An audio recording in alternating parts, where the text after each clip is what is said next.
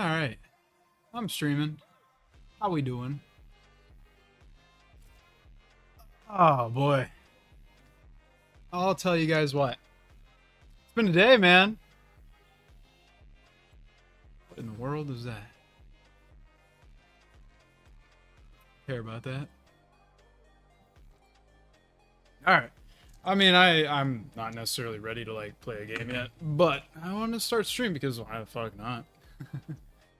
I am intrigued to like start playing more games, you know, and not just being a League player. So I think today I'm going to be playing a little bit of Overwatch and a little bit of Helldivers possibly later. And I'm not going to be up for too long, but I'm going to try to hit everything. Oh. Yeah. Mike, what are you doing?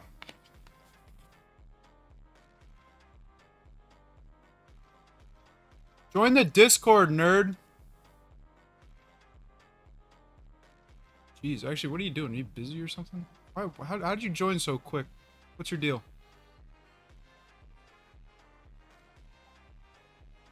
Are you playing League? Give me a second. I'm gonna call your dumbass. Hope you're not busy. You didn't answer my phone call earlier. I'm actually kind of hurt by that.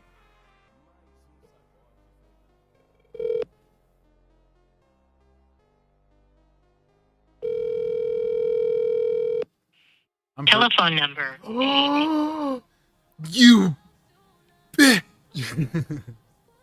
You busy, man? What the hell? This guy. Notification, LOL. What? The hell do you mean notification? What's your deal? What are you doing tonight?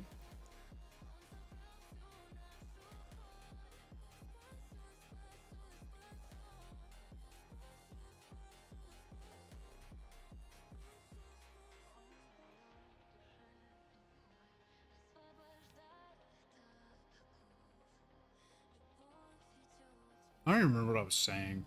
I was thinking about playing multiple games tonight. I think that was it. Yeah.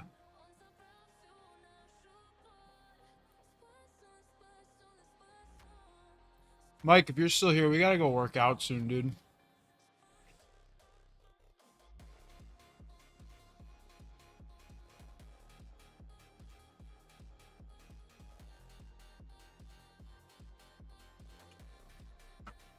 This freaking guy.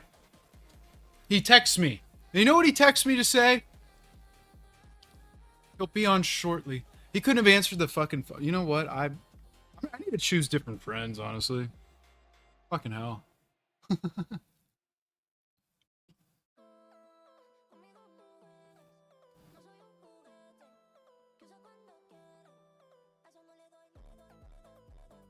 Oh shit, I kind of fuck with this song.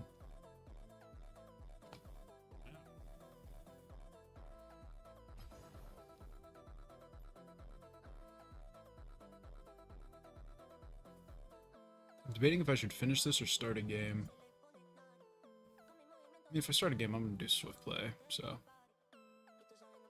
Draft.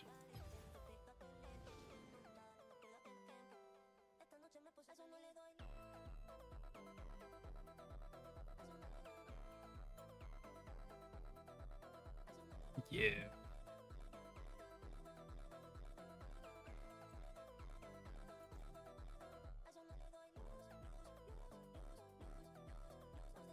This is stacked right here. The steak's actually really good. I cooked this yesterday. I'm actually good at cooking steaks. Fun fact about me. I had a pretty rough day, man. I mean, I guess it actually wasn't rough. I don't know. I don't really give a fuck, but it is what it is. So, to explain where I'm at a little bit of lore. So my ex-girlfriend, Kara, she was on the channel over a year ago. You know, not really that. I actually know, like a year ago, like 11 months ago was the last video I had with her, or last stream I did with her. But like we dated for like 4 months after that happened. So I go to the same church as her. You know, I've been going to the same church for a while. And she, how do I say this?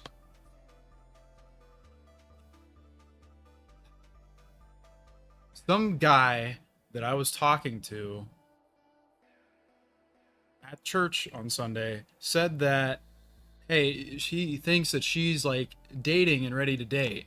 And you know, like if you know anything about me or you followed my story at all, like I've dated, you know, and like actually, you know what? We're gonna leave that part out. You can go back in the videos and find the moment where I talked about, you know, sleeping with somebody's wife. All right, next, moral of the story. Like I saw that, and you know, I'm an adult. It doesn't really matter that much to me. Like I've dated before. It's not serious if you're dating somebody, or compared to like, oh my gosh, I've been in like a 6 month relationship with somebody or a 6 year relationship. So I reached out to her, see what's up, talk with her, and she like confirmed it. And I was like, all right, that's cool.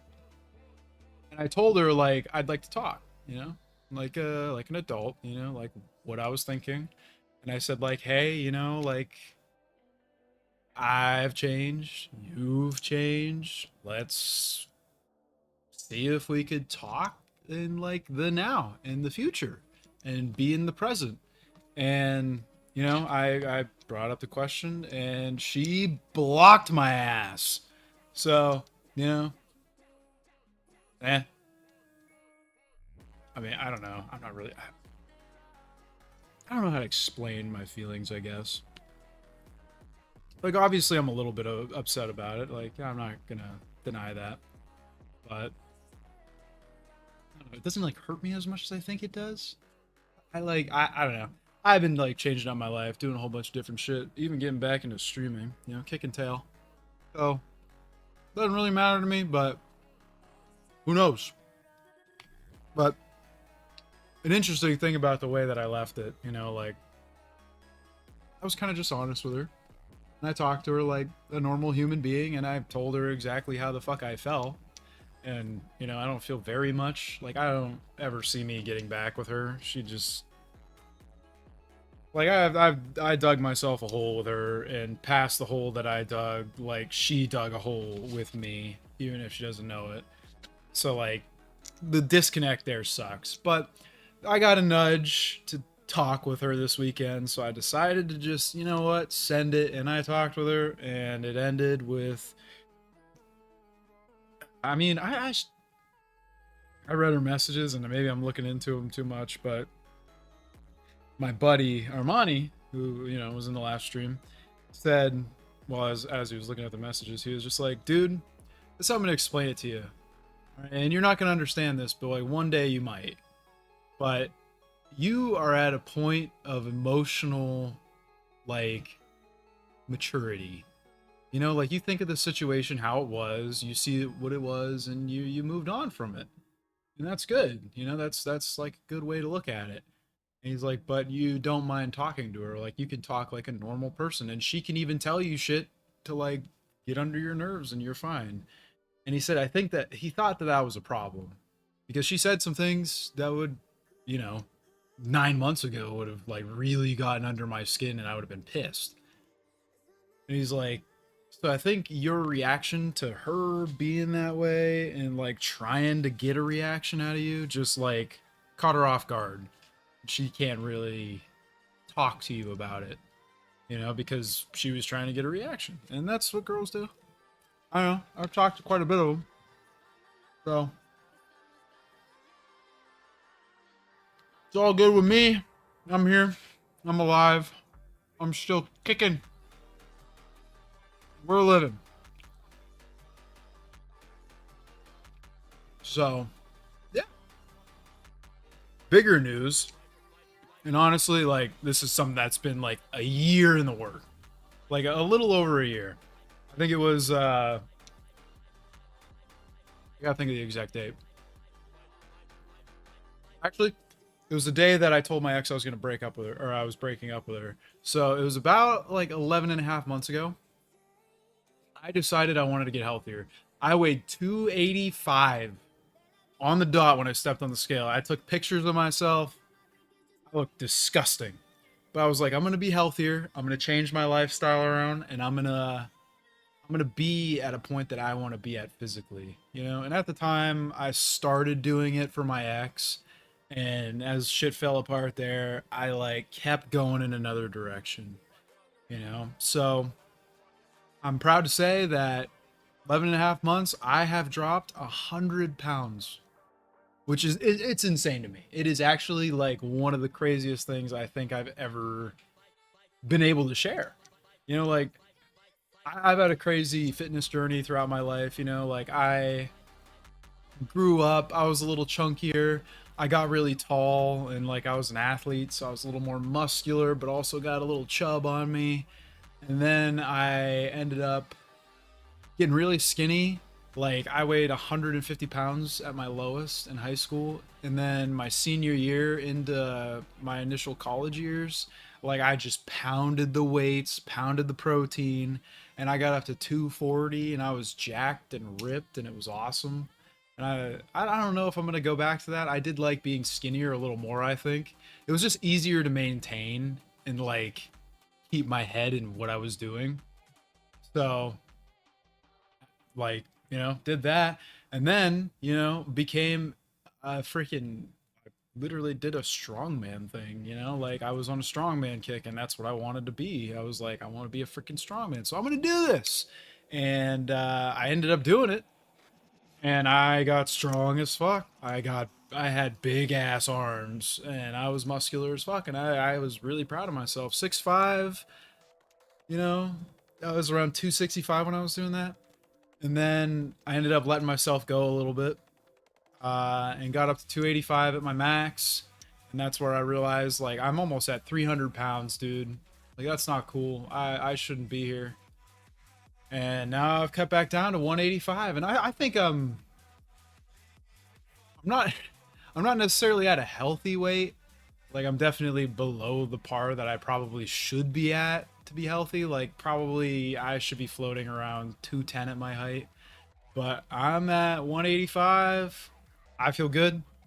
I work out like a maniac, and I'm happy with myself. So there's an update on that. Fitness, that was a big one. I don't know. I haven't had time to talk to stream in forever. You know what I mean? Like it's just like it never comes up. I'm always like playing with friends and doing stuff. Actually, I should pause the music. Like it's keeping my mind going, but like at the same time, I'm talking. But like I want to get back into this. Like I love streaming. I think it's a great time. I always have fun with it, and like I'm gonna be doing more stuff, obviously. But yeah, like I don't know. I've just been living life, dude. I'm proud of myself physically, so I wanted to share that with you guys. And at the end of the day, like I have like over 1,000 videos on my YouTube channel. And this YouTube channel for me anymore, it's not even something to get famous off of and like try to do that like when I started. It's a record of my life, and it's kind of it's not necessarily emotional, but it's meaningful to me. Like the past what how long has my YouTube been up? I need to look, and I'm gonna mean the sentiment to you guys. Like it's a big thing for me. Just gonna look up Gronarg real quick. Also, you can find me on Gronarg at youtube.com/Gronarg. What? Oh shit. Let me check. 2020, August 7th. Holy shit, we hit our 5-year anniversary, baby. Hell yeah, I have 159,000 views on my content. And I just have to say, like, thank you to everybody who's been on the track. I feel like I have to. But the point that I was getting at is like my YouTube channel isn't even just like a YouTube channel anymore. It is the defining thing that has it's like an autobiography, you know, except for it's thousands of hours long and something that I put a lot of time and effort into and has really like become meaningful. So I want to just, take this moment to recognize and be proud of myself, like this was a big project in the making. it witnessed me at my lowest. It's witnessed me at my highest. It's always been around. And you know, when I was younger and I started this thing, I was, yeah, I was 18. Holy crap! When I first turned 18, I decided to do a YouTube channel. That's crazy to me. It really baffles me, and I'm just, yeah. So thank you guys. You know, like whoever's out there, whoever cares to watch or pay attention a little bit, you know, like I just want to say thank you. You know, like this is something that's like crazy to me, but life's crazy, you know, and like I one day I'm going to be 80 years old and I'm going to be looking back and I'm going to be like, "Oh my gosh. You know what? I remember that time. I remember that point in my life. I remember how I felt. I remember what I was thinking and I remember how I was trying to cover it up to be in stream and talk about stuff, you know, and like right now, I'd say in a bad way, like since I've stopped or since I had that 7 month break where my computer was broken, like you had the beforehand where I was going through a breakup, you know, and that really sucked. Actually, it was kind of before I was even started breaking up with the girl, but like it was a testament of my relationship to her as well. And hopefully that's not something meaningful, you know, to her. Like I don't really, I don't know. I care about the girl. I hope that she's doing well, and I hope that she finds the guy of her dreams. Like that's what I hope for every one of the people I've been with, and that's what I hope for myself as well. And I hope for all of you guys out there, or you know, everybody out there. I guess everybody needs to find their person someday, and you know, that's good, and that's what I want for everybody. So yeah, you're welcome. But past that, you know, like yeah, yeah, like it's kind of been like my relationship to her. It's so weird saying it out loud, man. Yeah, whatever. I kind of miss the girl. Sorry to say it, but you missed the first year of my relationship to her, and since then, I was with her and I was doing YouTube. So yeah, moment of silence for all for Kara. Yeah, she's gone. I don't know if she'll come back. If she does in like 10 years, whatever. That's a shame. Actually, it might not be a shame. Who knows? This is an update on my life. So that's where I'm at. Uh, YouTube is now it's a me thing. You know, it's always been a me thing, but yeah, you guys kind of got a couple's YouTube channel for a good bit. Like I remember I used to stream with her all the freaking time. Like it was a day and night thing with me, and I would be with her. So yeah, it's just crazy to me, and I don't mean to be emotional about it. And I'm not really emotional. I don't know. I'm kind of like so emotionally disconnected from everything. If that makes sense, like I don't know. I'm in tune with my emotions to not be emotional. You know, like I know how I feel. I recognize it. I accept it and I move on. And that's what I got for you guys. So that's an update on my life. You know, a little bit of talking about the channel because I love this channel. You know, I am my favorite YouTuber. Fun fact. Um, Honestly, I think I'm gonna put more of myself out there. Like I'd like to do that. I had a conversation with a friend not too long ago, and she was saying she would run a Instagram for me or like a Facebook and try to like get me out there more. And you know, I'm thinking about it because as much as this is for me,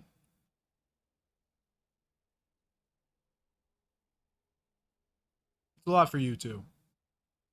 You know, like I want you guys to witness my story and my thoughts and my emotions. I guess it's weird. I don't know. It's kind of weird to say, but yeah. Hope you understand. And I hope that you guys get it. But we're gonna start a match. Get a good match going, Swift play.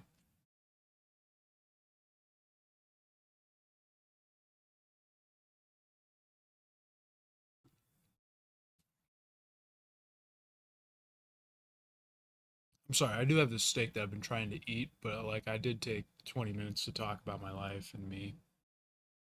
So I hope you guys are say you guys like somebody's watching. If I have a message for Court in the future, dude, I love you. All right. I don't know if you're going through a hard time, man, but you've been through a lot, you know, and God gives his toughest battles to his strongest soldiers. So you're doing great, man. Keep it going. If it's ever a hard time, come back and watch this. Think about where you were then. Think about how you felt and how hard it was, and just move on, man. All right, you got this. Keep chugging. Keep your head down. Lose some weight until you're getting a little chubby. I'm just kidding. Maybe not. I don't know what I'll be like back then. But who knows? But yeah. Little message to Court right there. Love that guy. That's me, by the way. I'm Gronarg. It's weird to my dad. Oh my gosh, I need to tell this story. Okay, I'm gonna take this bite of steak and then I'm gonna tell the story. All right, as we're waiting for this to go.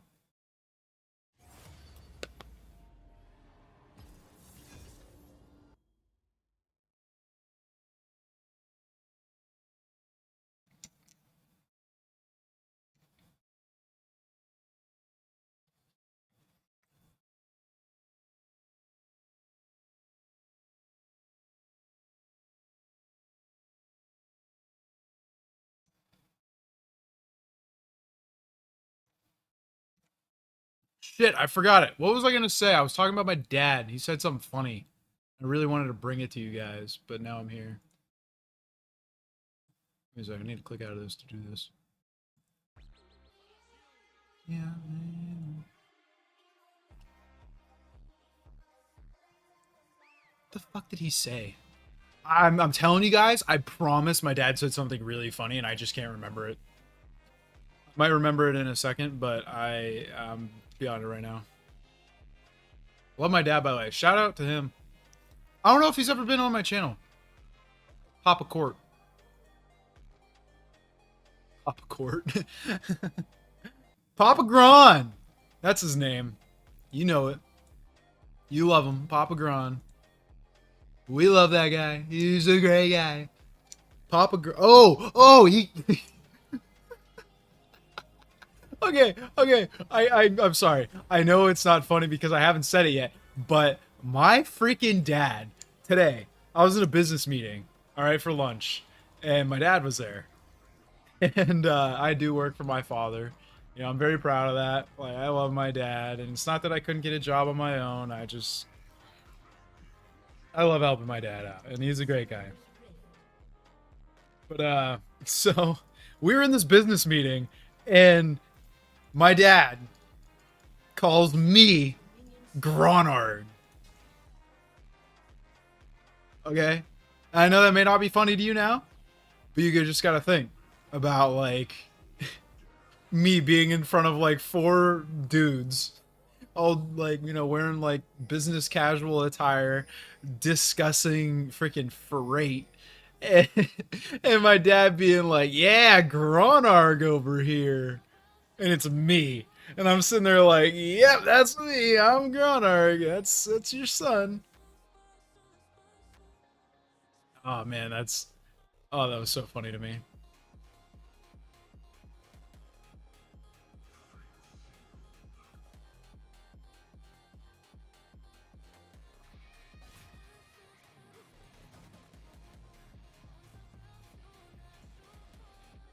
We're being chill, bro.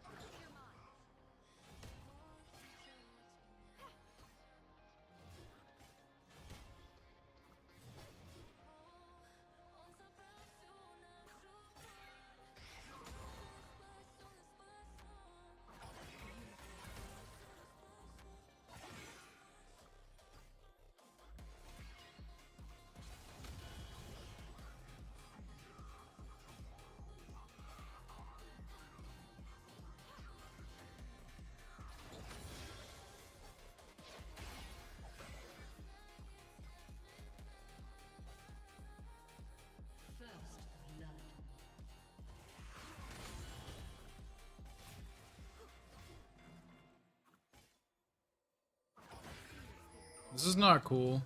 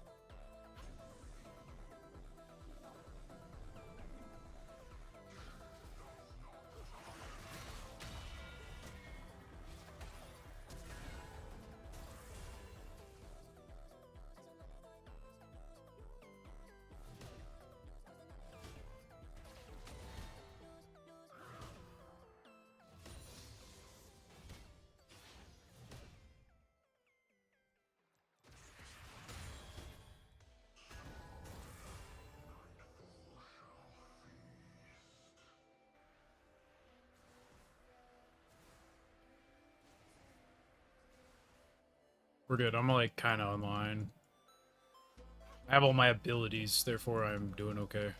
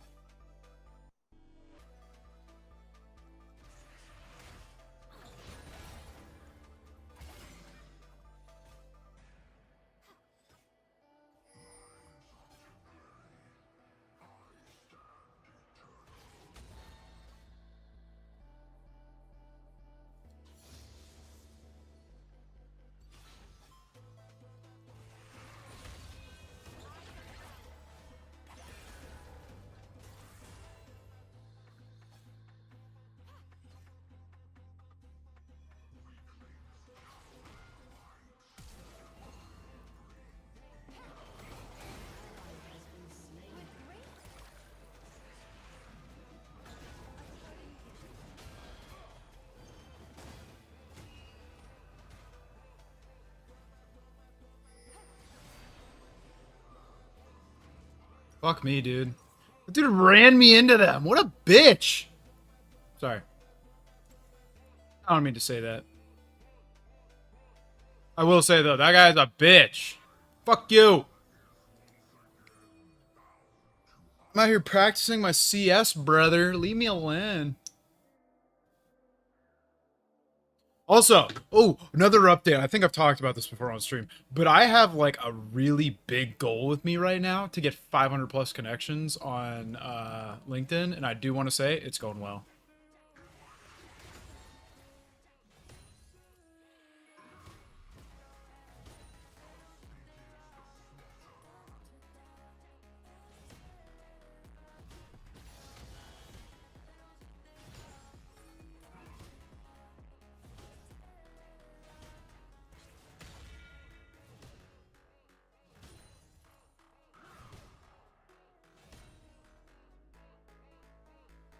I do have ult. Oh fuck, I'm like really scary right now, actually. This is good.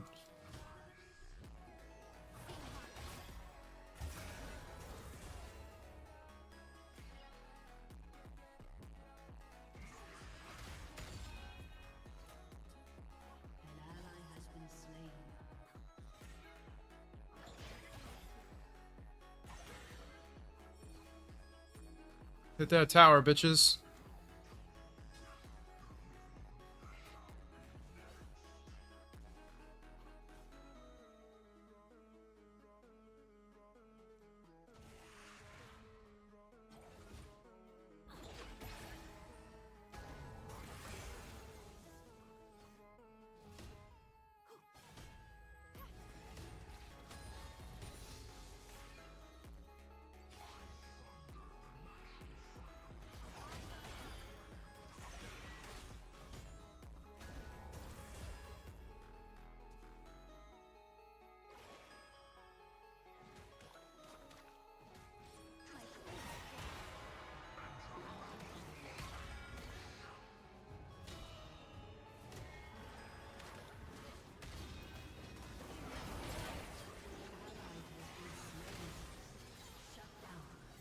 Thank you, whoever that was.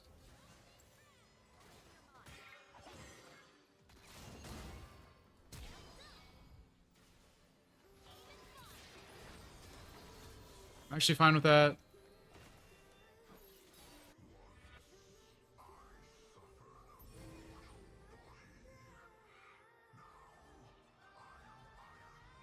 Oh, yeah, close it off. I hate people who can just freaking move around like that. Some bullshit. Although I think I think maybe it's 8 actually.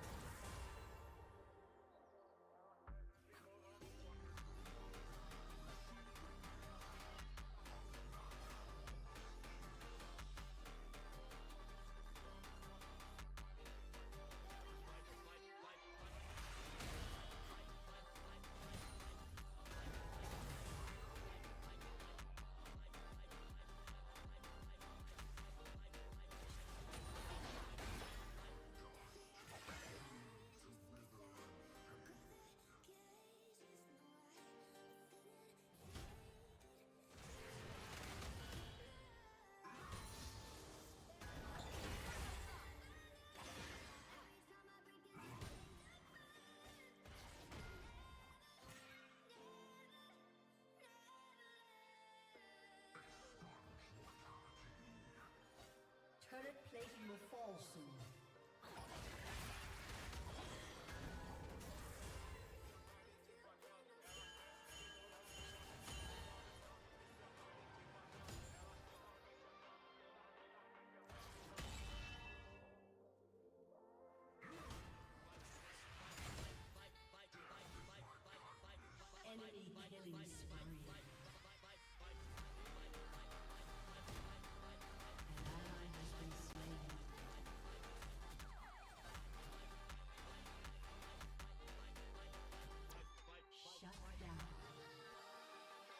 Enemy killing spree.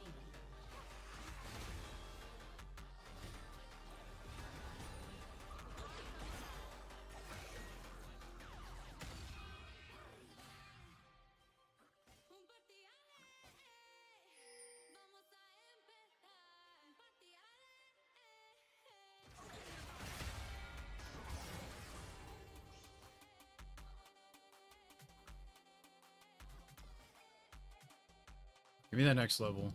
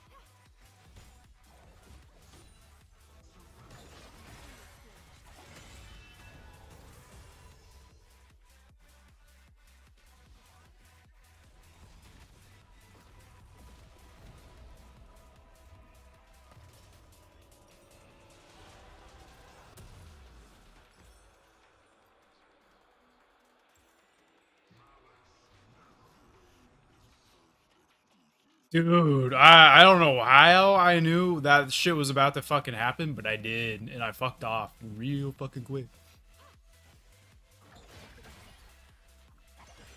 This bitch being in top lane is annoying as fuck. Let me get my hands on her, please. Please let me do it. I need it.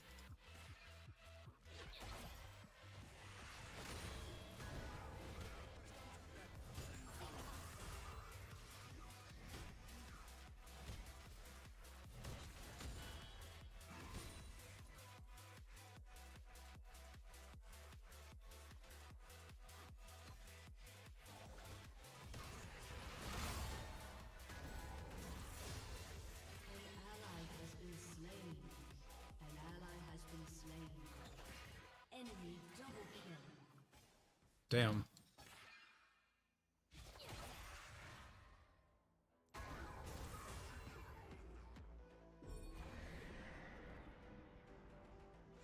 It's not near me.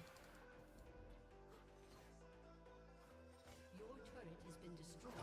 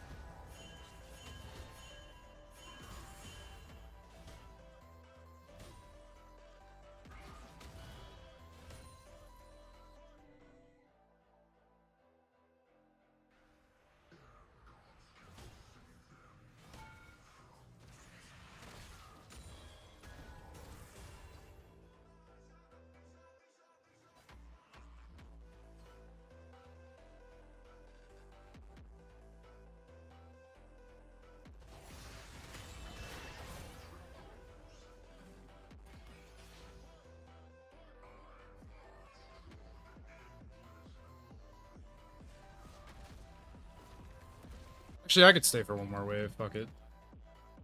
We gonna do that. Lux is up here too. Has been slain. Double kill.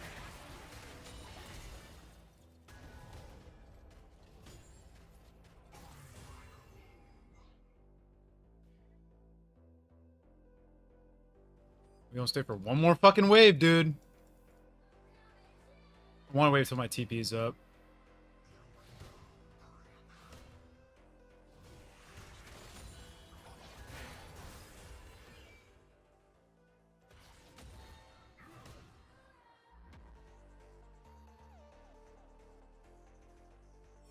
He's up. Although I might not need it.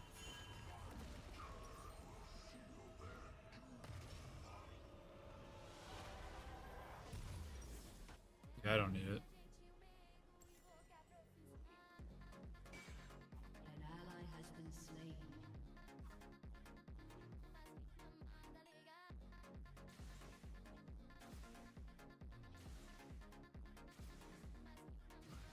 Save TP.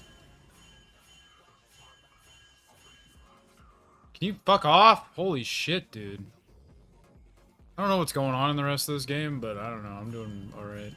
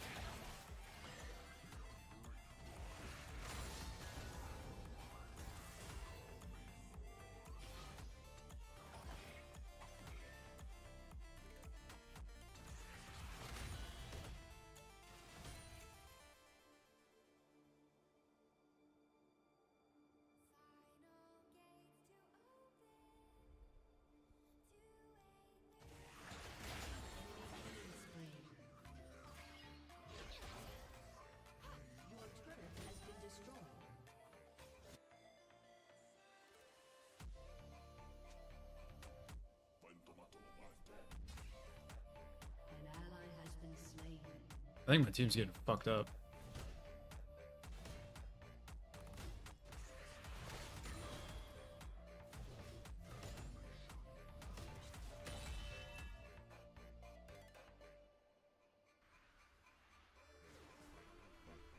Unstoppable. Has been destroyed.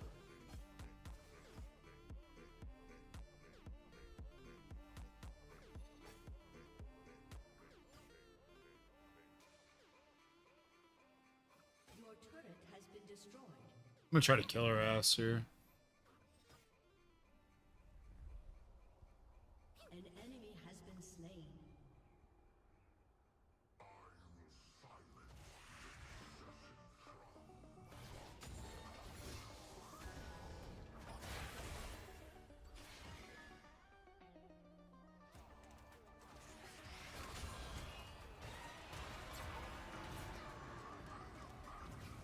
An enemy has been slain.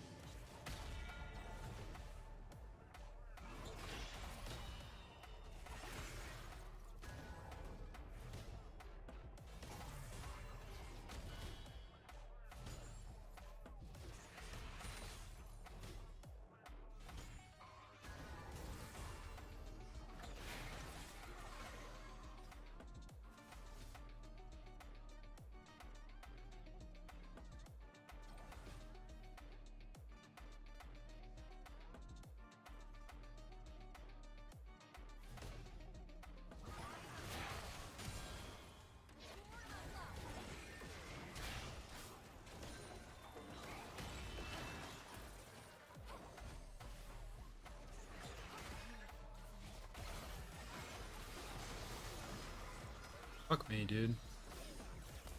They have a Lux too? Jeez. I'll tell you what, one thing I'm noticing, I think they're in like a call and I'm not. You know what I mean?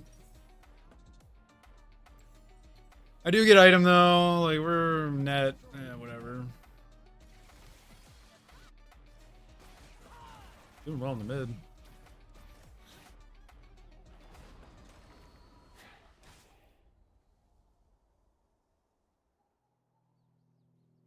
Just me dying right there is so fucked. There's not that much gold ahead of me.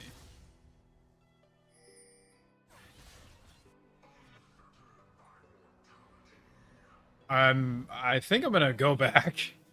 I'm gonna do a little bit. I'm gonna try to take this tower. If I take this tower, I'm fucking off and I'm gonna go start taking more towers.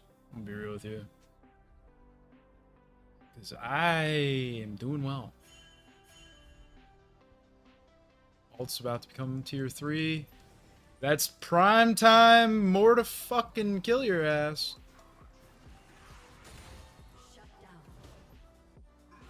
An enemy has been slain. Double kill.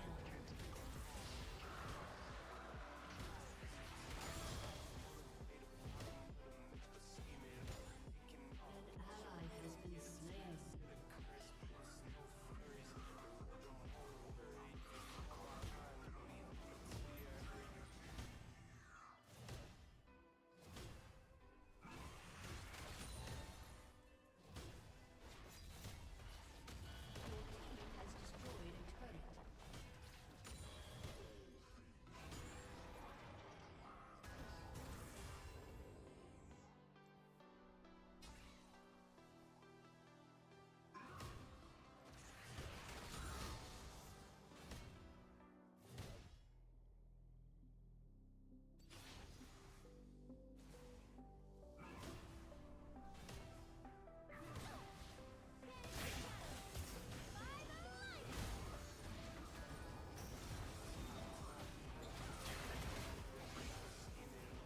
I died, but whatever, dude.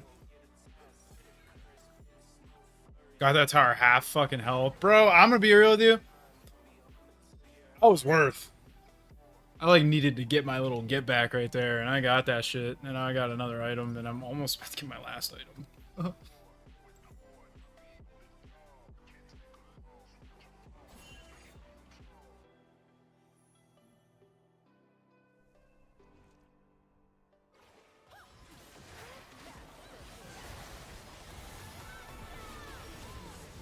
Oh my gosh! What is going on with my team? Why are they so amazing?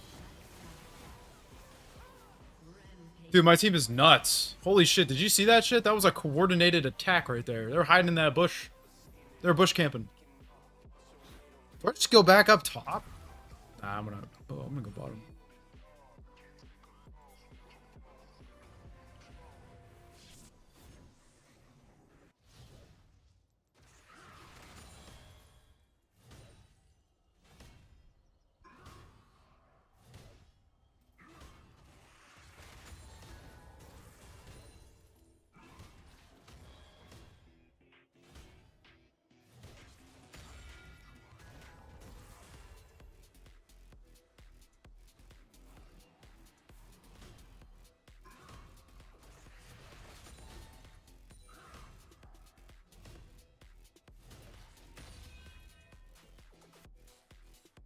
Your team has destroyed a turret.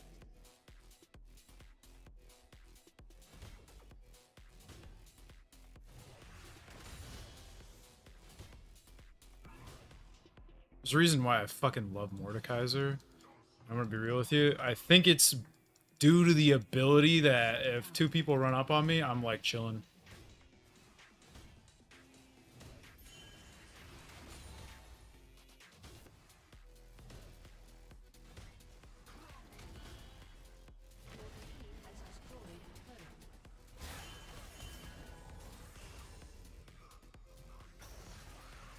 Double kill. Triple kill.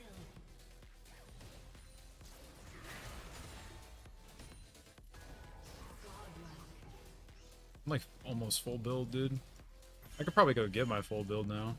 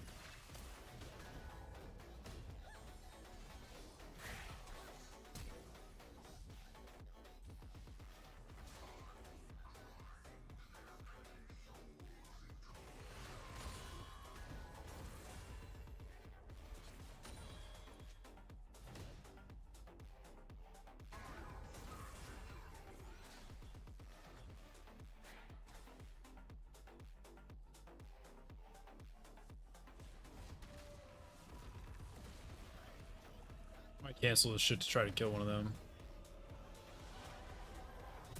They fucked off. Okay, chilling.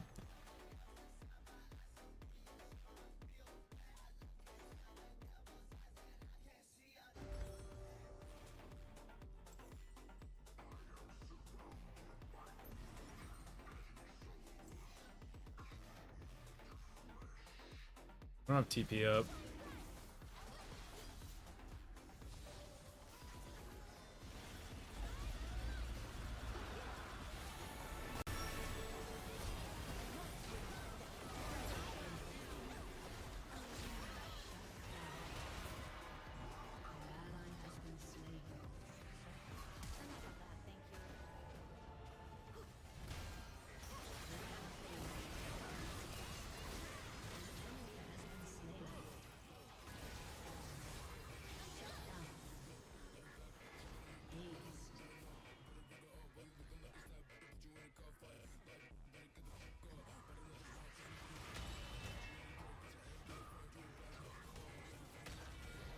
Yup. I'm gonna be real with you. Dude, I farmed the shit out of that game. End game right there, like, that Lux, I was just letting her lay into me and she couldn't kill me. Like, literally couldn't possibly kill me as fast as I was killing those waves and regaining health. That was awesome. And I was full build. Ugh, that's tough. Oh, hey, yeah. I didn't even get a kill. Yeah. I just farmed all game and it was awesome. Yeah.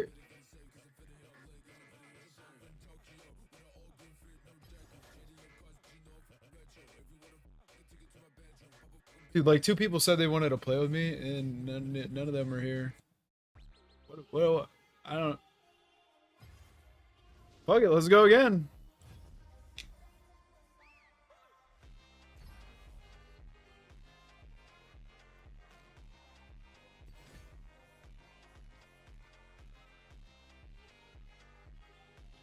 I do want to practice my jungle mord.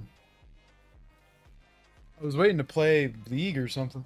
I was waiting to play Overwatch with some people.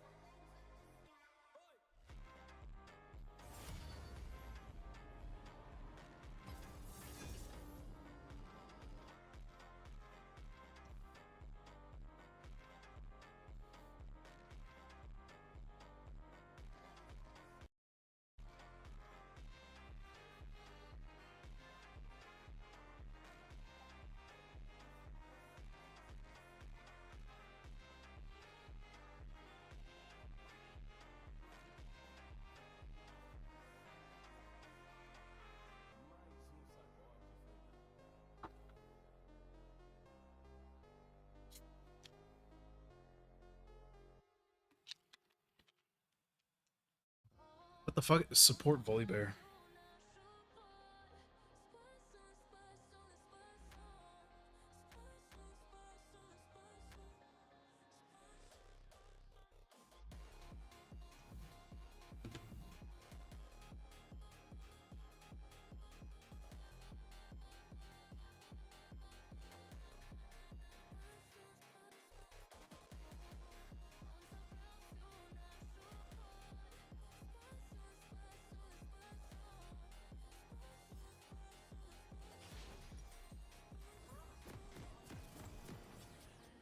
I usually go red pet, but that's alright. I'm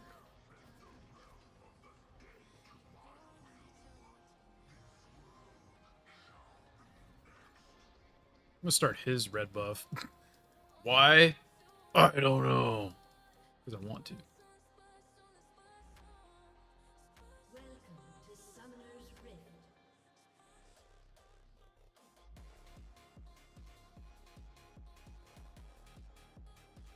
30 seconds until minions spawn.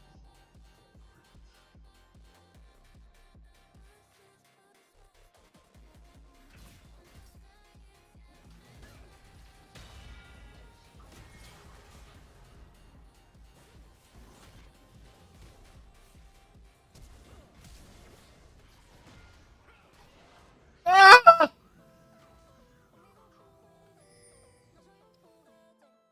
That said had pro plays.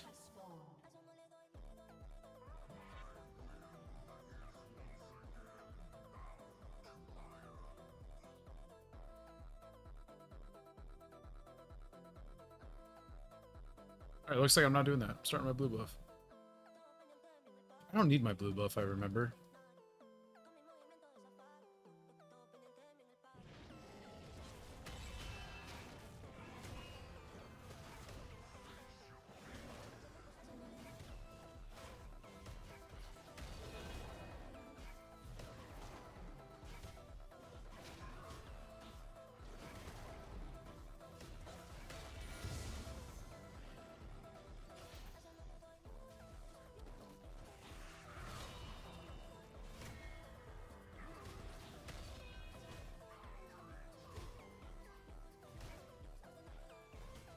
The fuck was that?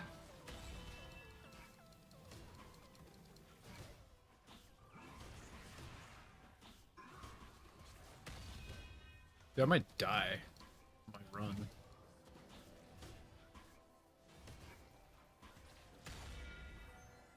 Actually fucked me up a lot.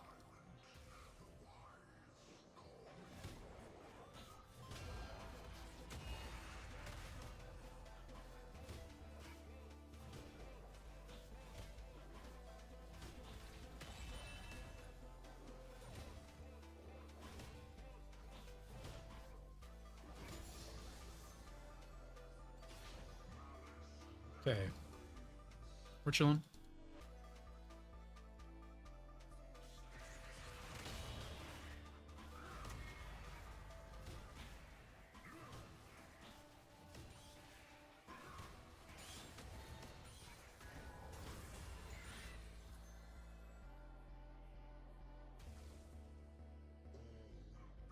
Fuck!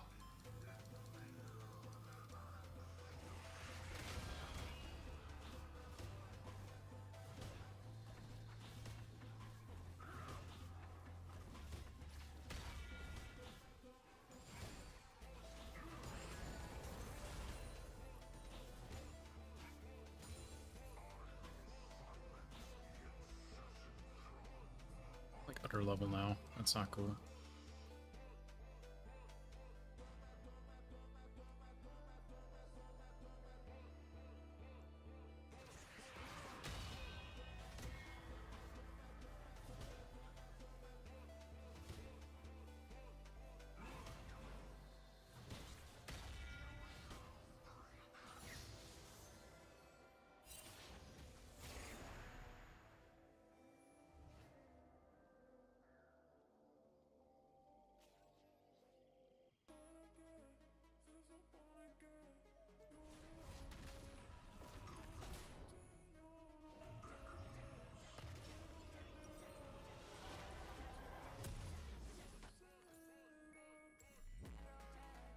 Get that damage going.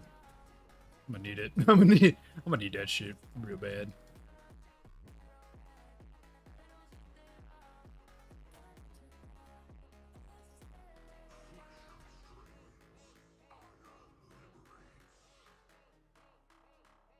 Yeah.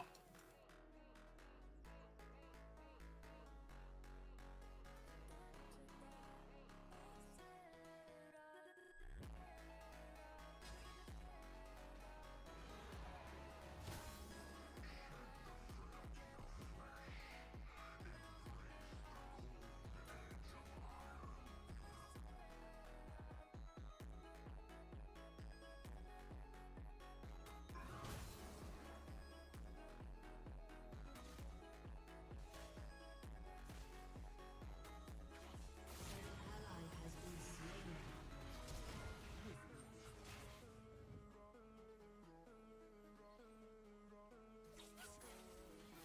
An enemy has been slain.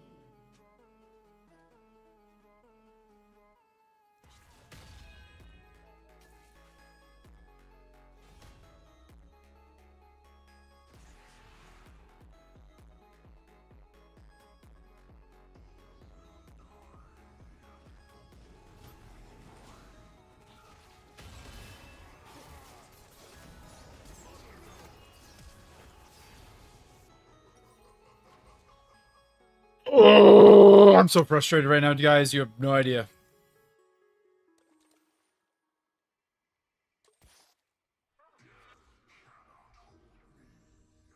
I think I just go for this. I think my red buff.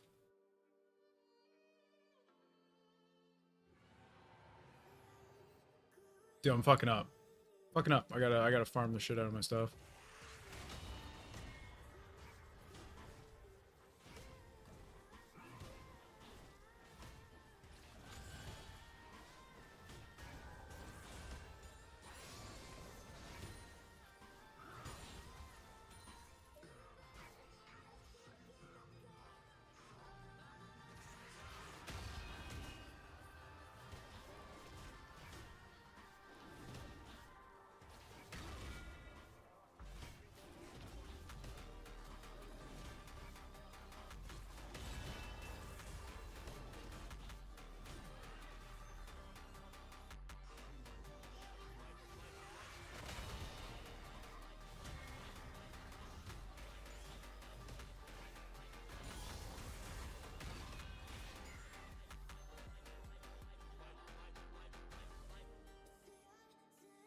Okay.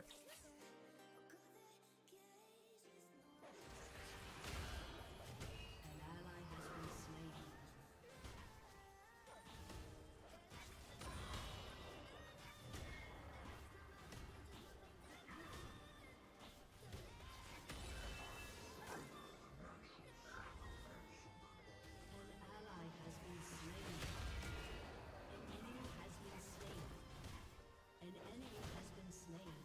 Good.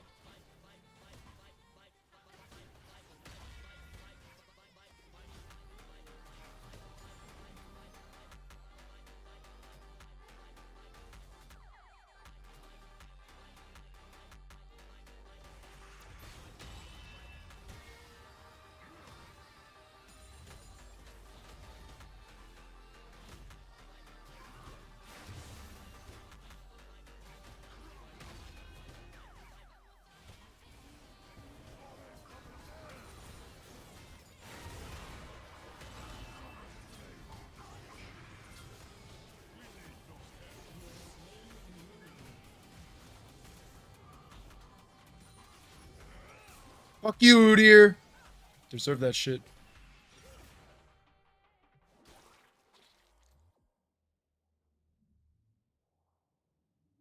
You, dear, you deserve that shit.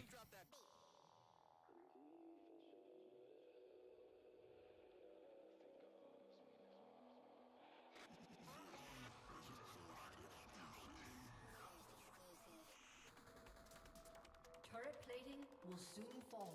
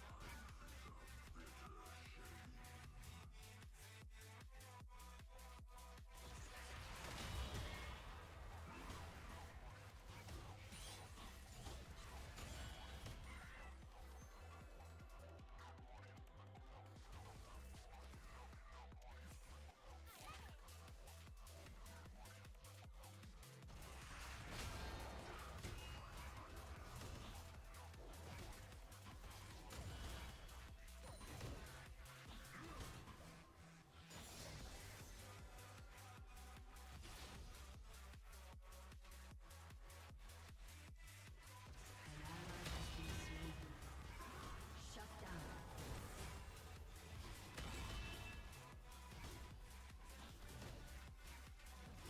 An enemy has been slain. Double kill. Dude, fuck yeah, brother. An enemy has been slain.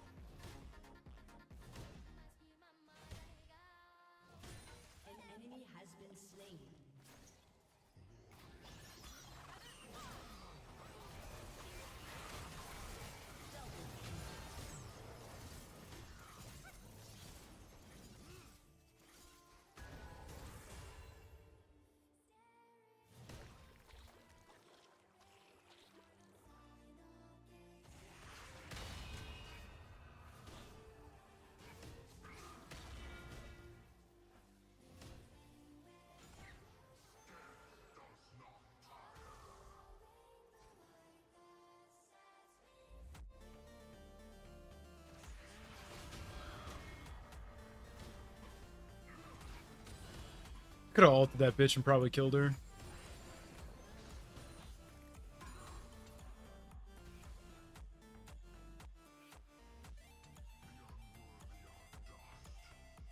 Rampage.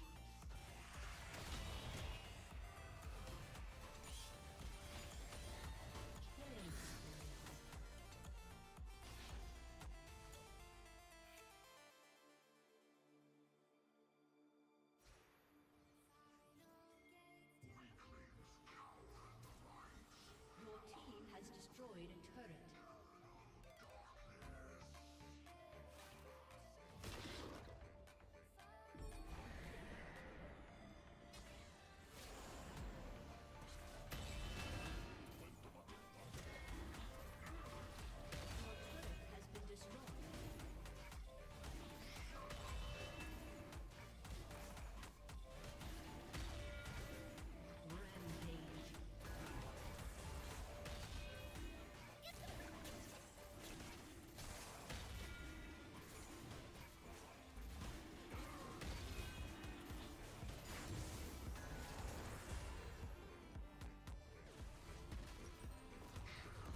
Your turret has been destroyed. Rampage. Your turret has been destroyed.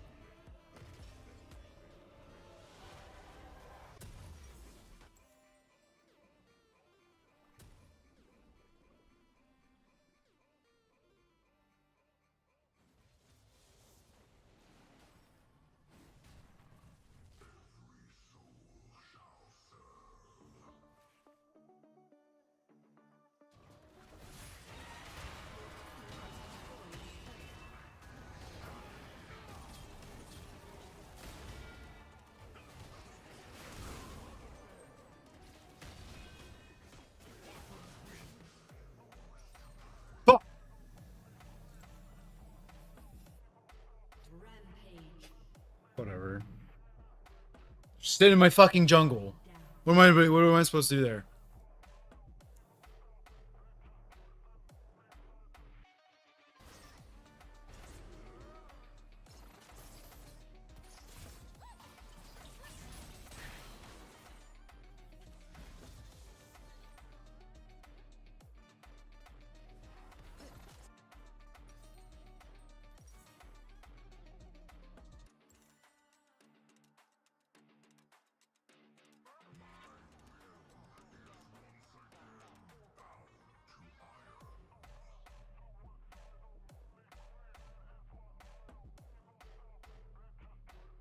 Gosh, I'm so annoyed by that.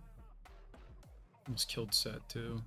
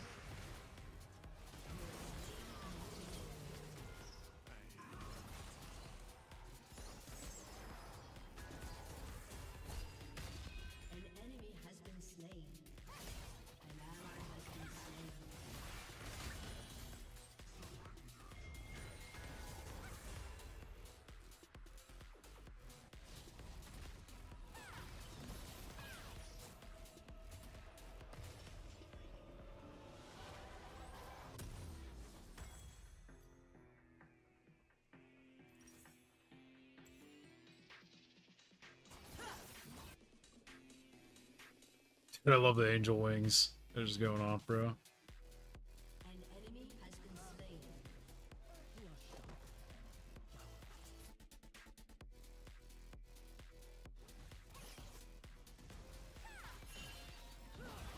An enemy has been slain.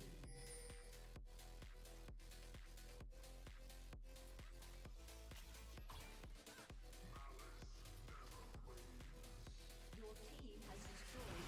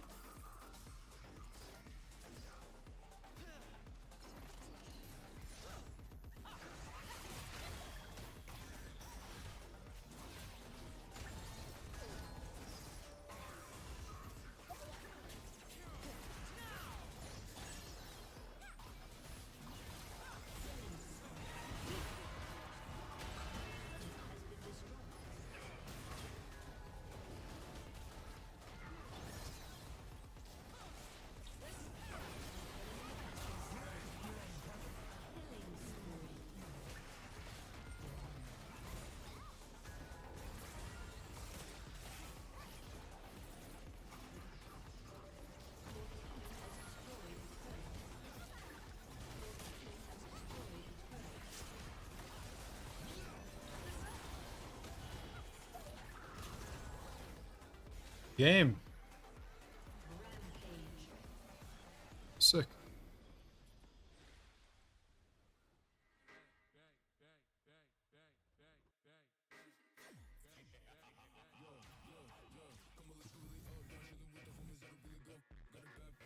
Dude. I don't know how to explain this, but like I had plans with 2 dudes today.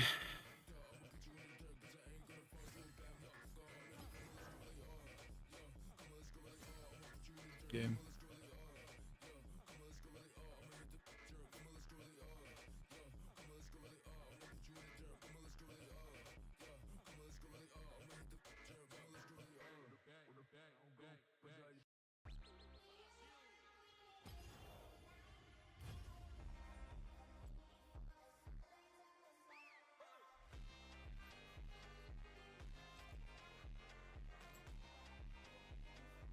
I'm really fucking hurt right now, dudes.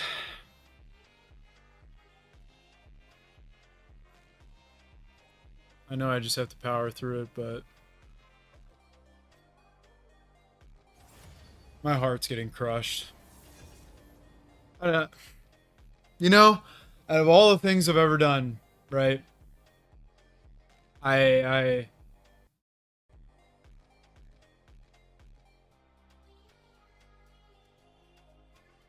I gave my ex my all, you know? I really did.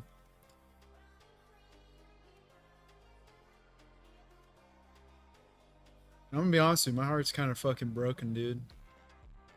I don't know how else to put it. That's just how I feel. And I really want to like break down and fucking cry about it, but I'm not going to. I just thinking about like I know she's not my girl anymore, but thinking about the girl that I spent 6 years of my life with and just like she's with somebody else and I'm sitting here playing fucking League. And why am I playing League, man? Because like I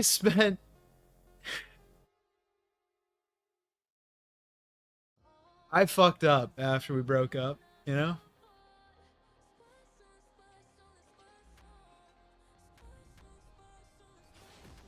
I spent 6 fucking months trying to fix my mistake. fuck did that get me? Huh. Absolutely fucking nothing, dude.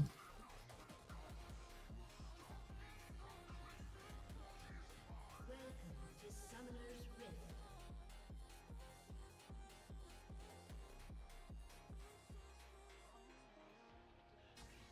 30 seconds until minions spawn.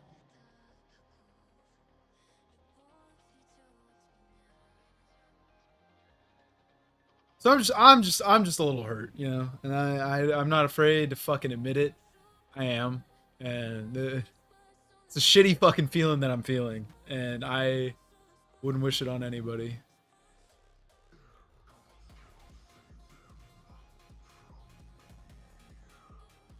Minions have spawned.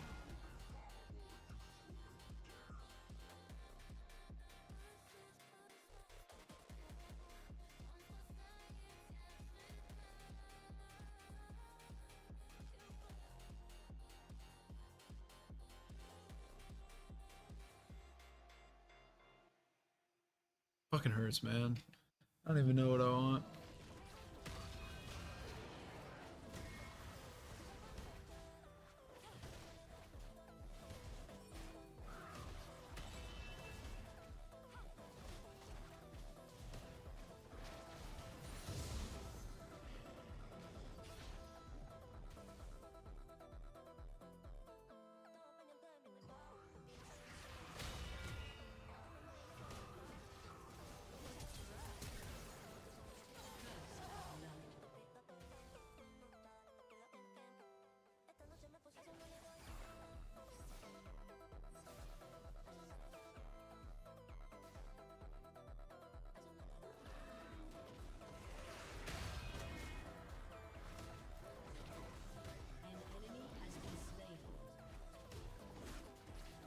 No.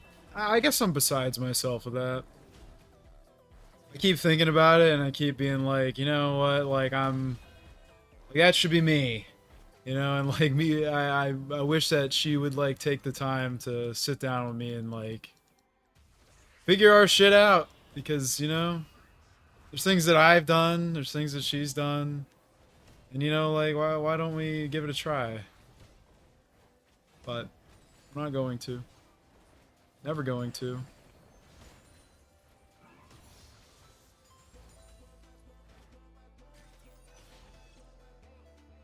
It really fucking drags on me, dude.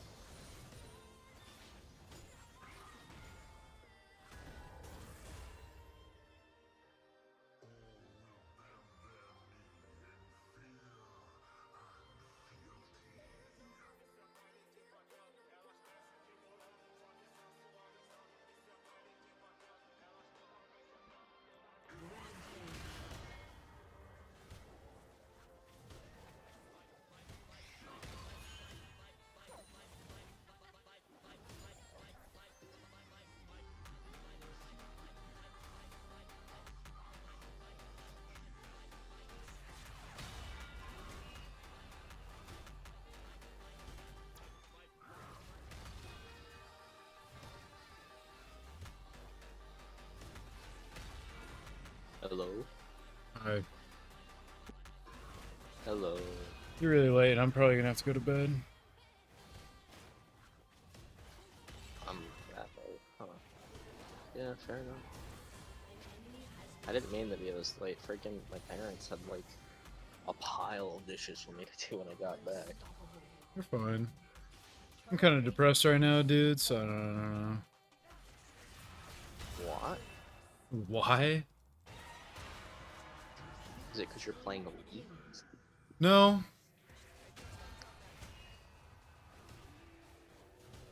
Yeah, I kind of talked about it on stream, but my ex-girlfriend, girl that I was with for 6 years, has got a boyfriend. Hmm. Yeah.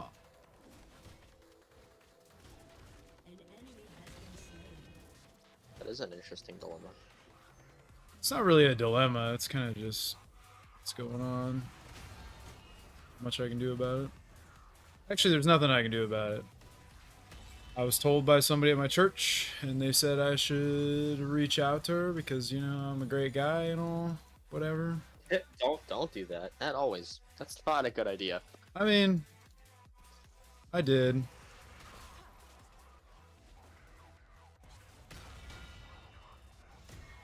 Hmm.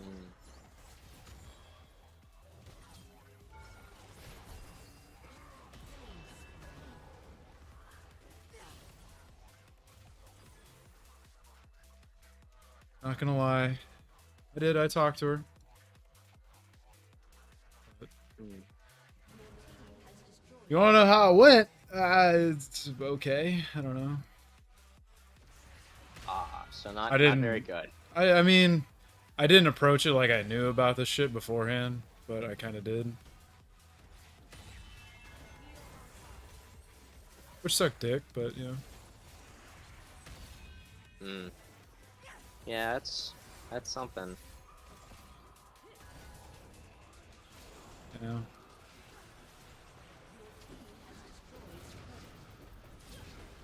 Does suck, but whatever. Yeah. Well, okay. To recap the conversation, I kind of like thought about how I felt about the girl, and I was like, you know, I'll talk to her. I'm just gonna talk to her and be honest about how I feel. And I didn't mean, actually, not really. I guess I tried to like, I don't know. I want to talk to the girl, but I want to like bring it into the future. You know, like talk about the now. You know, like get to see how she is and shit like that. And I did. And I was kind of beating around the bush, if you know what I mean. Like I knew what I wanted to talk about, but I didn't want to just outright say, this is what I want to talk about with you. So I ended up talking a little bit, and at a certain point she didn't like how the conversation was going, so she said like some mean shit. And I was like, hey, that's some mean shit, don't say that, you know. And then she was like, I have a boyfriend, okay, and I can't talk to you anymore. And I told her I knew, and I wasn't going to tell her how I knew. I mean, I kind of told her how I knew. And that, like, I think it's good for her. You know, like, I've dated. I don't think it's a bad thing. You know what I mean? Like, I can't sit there and say, oh my gosh, I can't believe you're dating, when, like, I'm doing the same exact fucking thing. It just hurts because it's like, she was mine for like Opening 6 old wounds. years, you know what I mean? No, I didn't open any old wounds, thankfully. I just told her that I cared about her, you know, and if she wanted to talk, I'm open to it. And she was not ready to talk, so.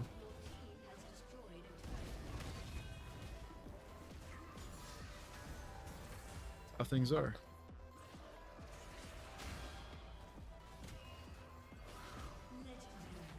Also, I'm just mulching people in this game right now.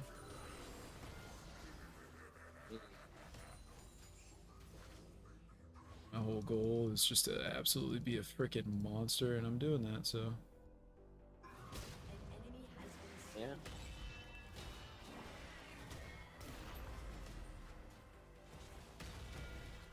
So you got work in the morning tomorrow? Yep. Yeah, I probably should get out of your hair then. No, you're fine. I'm playing a game of League right now. I appreciate you being here because I'd like to talk to somebody, you know? It's kind of why I agreed to hang out, dude. Had nothing going on today. I had so much crap I had to do today. I just missed both of those and I'm like kind of depressed about it. Are you playing volley? No, I'm playing Mordekaiser. Would you miss his grab? Yeah, I love it. I just love this character.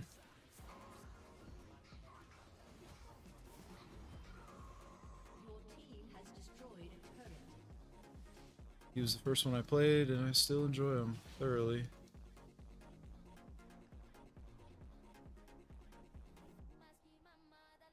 Yeah.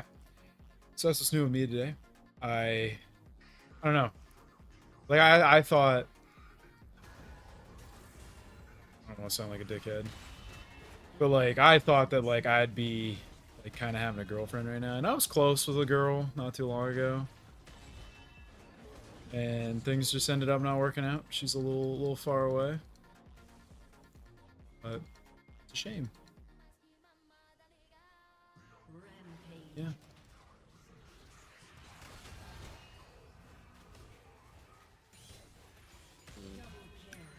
One day you'll understand, my good man, and it's gonna be I'll be here for you. That's for sure. Yeah, maybe. Freaking.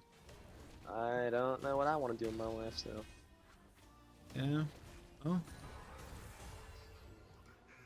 You get that too.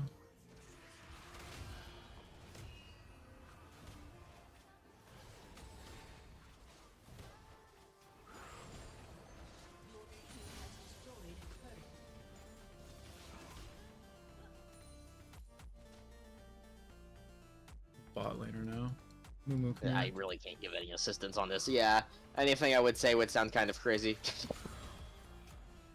Lay it on me, dude. I'll let you know if it's crazy. All of it's crazy, because I've never had a girlfriend before. I probably never will. You have slain an enemy. Yeah. That's fair.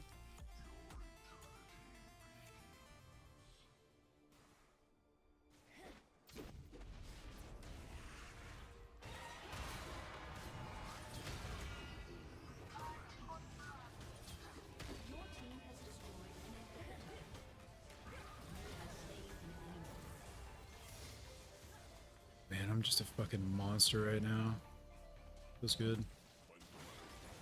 Probably end right here. Has destroyed a turret.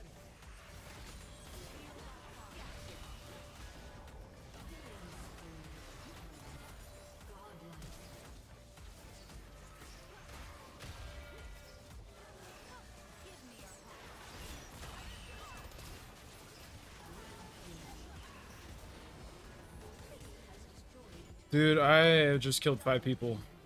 I killed their whole team. Shit you not. I'm level 14. Your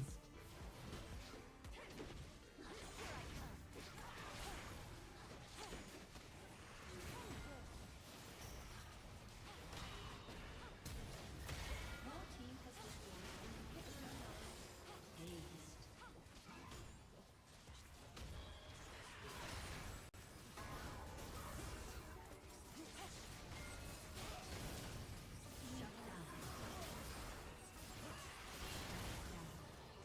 Aced. Shit, I just assisted them. Destroyed a turret. Your team Dude, they finally fucking killed me. Well, I was glad I could be here to help you with that, but I kind of do need to go. Alright, man. I understand. Sorry about that. Oh, you're fine, dude. All good. We'll play next time. Don't worry about it. Have a good night. Night.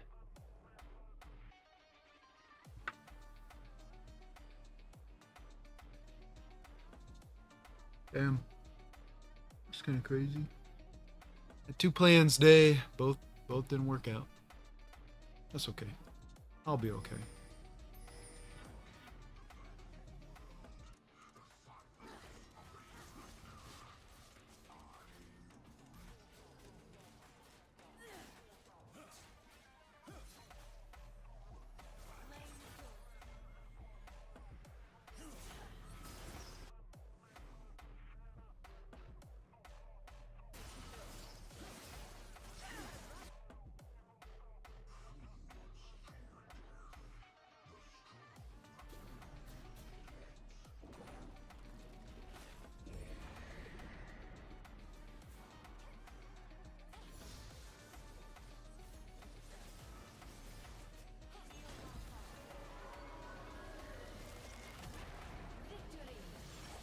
I don't know what the fuck happened, but I walked through their team at a certain point. It was actually pretty freaking dope, and I was talking about my breakup.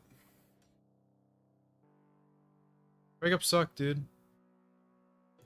But I will say something. I'm glad it happened. At the end of the day, I'm happy I was a part of that relationship. I feel a lot of good memories about it.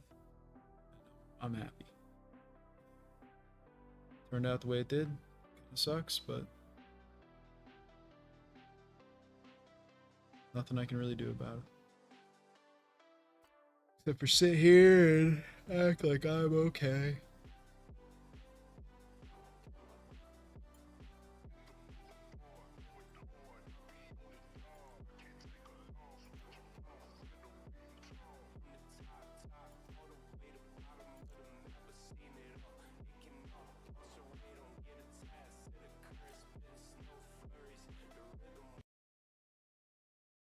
I know I'm like talking into the void right now, but I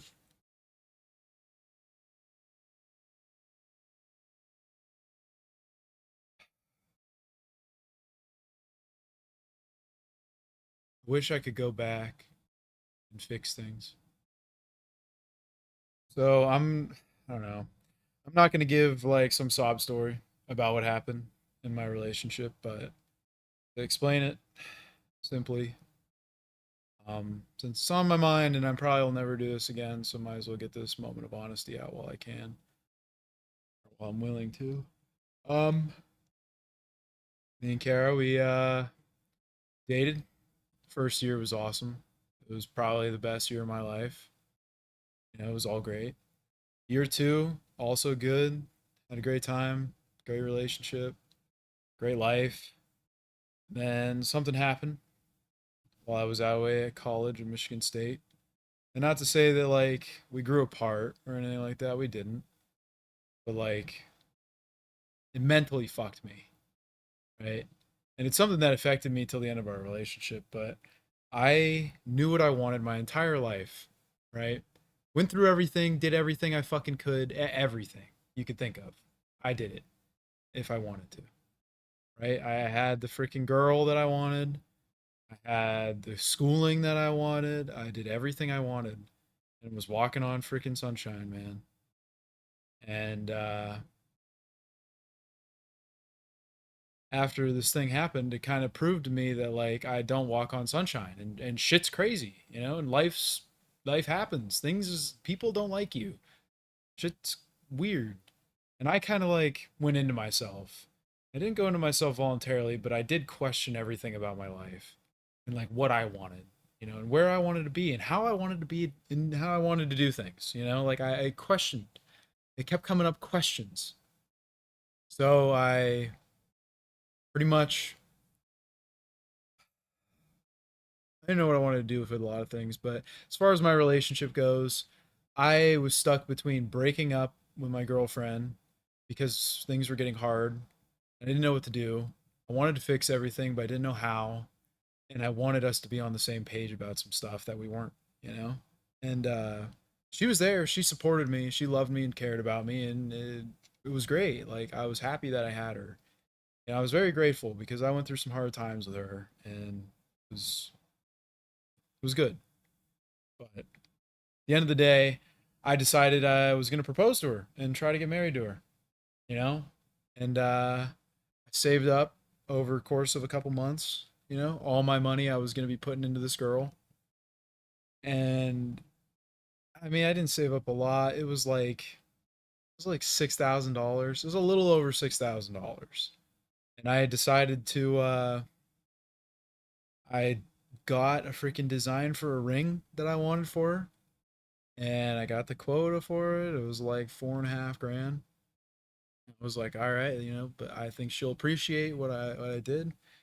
To explain the ring, I gave her a promise ring on year one, and it was a similar design to that, but a lot better, and a lot more blinged out and fleshed out. And she loved her ring when she had it, like she used to always be flashing her promise ring around, like, oh, look at me, and it was cute. I adored it. I really did. I adored her. And I hired a photographer. I set a date. I set a venue. I was getting ready to do it. I did it like 6 months in advance because I wanted some time, to do it. And then an issue happened between me and her family. And after that issue, I realized that, like, I don't want to sound bad, but like, I couldn't trust that she was on my side of things. And it brought up a lot more doubts, like, at the end of the day, like, are you here for me and do you want to spend the rest of your life with me? Or are you just gonna do whatever your parents tell you to do and I'm just gonna have to be a byproduct of that too? And I didn't want that for myself. I truly didn't. I couldn't handle that. And it sucks, but that's just what I felt. So I decided to throw off the proposal. I canceled it. I canceled the order for the ring. I canceled the photographer. I lost some money on the ring, like they kept a down payment. It wasn't that much, but I did that, and I kind of decided that I was going to try to break up with a girl because, I loved her, but I don't know. Like, I didn't necessarily think I was going to break up with a girl. I wanted things to work out, but I wanted to like get over a couple hurdles before we did anything, you know? So I ended up just doing my thing. I tried, and last year is something I don't really want to admit to, but I want to talk about it. And honestly, I'm starting to tear up about it because it was probably the hardest part of my life. And it was around the time I actually got my computer, funny enough, and I attached myself to some shit that I still have not let go of that I really want to. But I well, I wanted to break up with her and I didn't know how to do it, and I didn't know how to make her happy, and I had a lot of thoughts, and some of them were childish. I'll admit it, and I'm not going to speak them, but like, they were my thoughts, they were my feelings. I didn't see an out for us, and eventually got to the point where she got me really angry one day. We were on a date, and I ended up canceling the date and going back to my apartment with her, and we screamed at each other in the car. And eventually I just stopped screaming. And I told her, I said, hey, I don't want to do this anymore. I don't want to argue with you.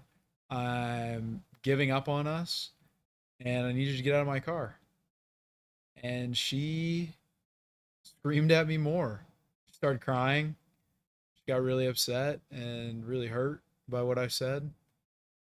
And I was honest about how I felt. And at the time I thought I was doing the right thing.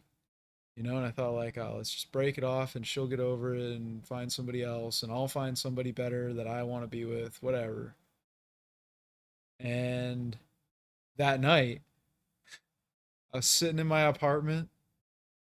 I was actually playing a video game. I called my dad. I didn't tell him about the breakup, but I just wanted to talk to somebody to make it sure I didn't feel like I was alone. And she She texted me.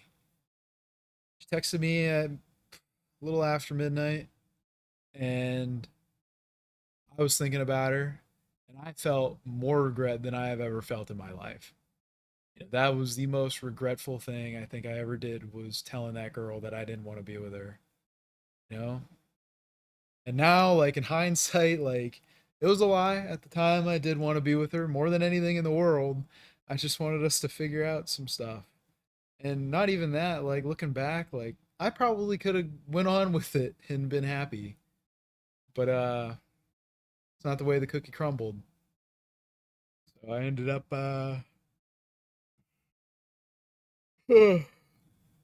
thinking about a response to her. I responded. I ended up talking to her like all night, and we agreed that we were gonna figure stuff out, you know. And the next week, we tried to figure stuff out. I ended up finding out that that night she went home, told her parents that we broke up and we were done. And she, I don't know, she got comforted by them or something like that. They were with her or some shit. I don't remember. Okay, I'm gonna be honest with you. This is a bit hazy. This is like a year ago. But when we talked, I ended up realizing that she, I don't know. I don't know how to explain this, but we went 2 months trying to figure it out, you know, and like we didn't figure it out. We got worse. It sucked. It was bad. It was one of the worst parts of my life. You know, I love the girl. I still love her, you know. It's more of a general love now, and I just want the best for her. But I loved her. I wanted her more than anything, and I tried to do every single thing that I possibly could. I threw myself under the bus a lot, and you know, like took my feelings and kind of put them aside for hers. And after 2 months, she just stopped. And I don't know how to explain it. Like her emotions were just gone, you know? And I didn't understand it. I didn't know what was going on at the time. But later on, she told me, like, some stuff. But apparently, in that 2 months, what she told me was that she was crying every night and she was staying up and she didn't know what to do. And I think for her, that when I told her that I was done with her, she was she was broken up with me, you know, and that was her thoughts. And I get that. And you know, I said what I said. What I said happened, you know, and yeah. So that plagued us. And then after that 2 months, there was another 2 months where she was just ice cold to me, you know, and she didn't want anything to do with me, but like she wanted to do something with me. It was really weird time for me. Like I was still seeing her, you know, we were still going on dates. Or actually we weren't even going on dates at that point. Yeah, after that 2 months we stopped. And I tried to get her to go on dates. I tried to like reinvigorate us and do something, get us going, have a relationship, you know? And like I talked to my parents about it at one point. And my dad said like, if you're not going on dates and you're not hanging out, if she's just talking to you when it's convenient and then she's coming over and being with you, I mean, I'll be honest with you, she was sleeping with me. And that's all your relationship is. Like that's not much of a relationship. You know, that's she's using you. Right? And that hurt, but I guess it was the reality of the situation, you know? Like I don't want to say she became emotionally unavailable, but she got over it and I just like I was trying to make it work still. So spent another 2 months at it, you know, and she talked with me. I did everything I fucking could to keep her talking to me and like doing good and everything. And then I can't believe I'm gonna admit this on stream, but then we like hit a weak pot a week that I told her, is there anything I can do? Anything at all. Tell me what I can do for you and I will do it. And she wanted me to stop talking to her. And she said, I want you to stop talking to me. We'll have a break for a week and I'll tell you how I feel. And I fucking didn't give her a break like a dipshit. Okay? I was so caught up in my emotions that I just kept going at her. And I was like, hey, can we please talk? Please, let's just talk it through. Like, I want to, like, and I should have just let her go. I really should have. I regret a lot of things. And honestly, I'm going to tell the whole story because I regret a lot of it. And I'm not reliving it. But I wanted to, like, keep it fresh in my memory because a lot of it is really good points on why I shouldn't be upset.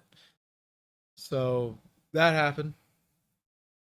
The week went bad. We were screaming at each other. And the only time we talked, we were screaming at each other. I actually saw her for the last time that week. She came over to my apartment. She sat me down in my apartment. Or she came in, sat down in my apartment, and she didn't want to talk about what was going on. She just wanted to be around me and like talk like normal people and not be stressed out by our relationship. So, me being me, I wanted to talk about our relationship and she got upset. I tried to I mean, I didn't do anything wrong, but I tried to hug her and I wanted to tell her like, it's just me and as I put my hand on her, she screamed and said, "Don't touch me." And I took my hands off her and I put them in my pockets actually because I was so uncomfortable. And that was the first time she ever said anything like that to me. And I like kind of like, I don't know, I freaked out a little. It was scary. Like, it was a really scary moment for me. And she left. I tried to, I didn't try to chase after her, no, but I walked out to her car with her and I was pleading with her we should talk and like just give me a chance, all right?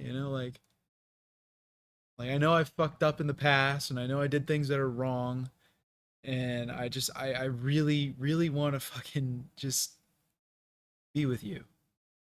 So like whatever I can do, I'll do it. So she didn't listen to me. She got in her car and she left. That was I guess that's the second to last time I saw her. I ended up going to church the next day. Her church. I went to go see her pretty much. I went there. I stood in the back, you know? I think I knew that she was there because I knew what time she went to church. I was her boyfriend. I knew everything about her. And it really fucking hurt because she was there with her mom. They got up before the service ended. I was standing there singing because I don't know. When I go to church, I kind of get into the music. I love singing. And if you watch my streams, you probably know that. But she walked right past me like she didn't even know who I was. Like nothing. There was nothing there. Her eyes were like a shark, if that makes sense. No emotion. Walked right past. Her mom stepped on my foot. And that was it. That was the last time I saw her. And that's as shitty as it sounds, that's the face that I kind of remember when I think about her right now. And that's like what I'll ever get from her. It's kind of sad. But so that happened. I was really upset. It hurt. I still talk to her for like a little bit longer. Things got worse. And at a certain point she threatened me with a restraining order. And I personally I have a long history and fear of legal things. I've never been in any legal trouble, no. But like people threatening me with stuff like that, like I take it seriously and that's scary. And after that, I blocked her on everything. I couldn't deal with it. I really couldn't. And I understand that when you block somebody, it's because you cannot emotionally deal with whatever they're given to you. And that's just a fact of life, you know, and I couldn't. So I did. I deleted everything of her in my phone. I cried for a couple hours, called my mom. That was the first anybody in my family actually heard about the breakup and heard that we were going through a hard time, you know, other than like what I talked about with my dad. But that was the first my mom knew about it. Like my mom knew that she was like a little flaky. My mom loved the girl. She thought she was awesome and thought she was gonna be my wife and that we were gonna have kids soon. Like that's like my parents had a bet. And it's kind of funny to me. Like I heard about this the other day. But my parents had a bet on their three kids who would be the one to make them grandparents. And they said it was gonna be me and her. You know, that we were gonna be together forever, they thought. And they thought we were a good pair. So that was the support I got from my family with her. And her family was telling her to break up with me, I guess.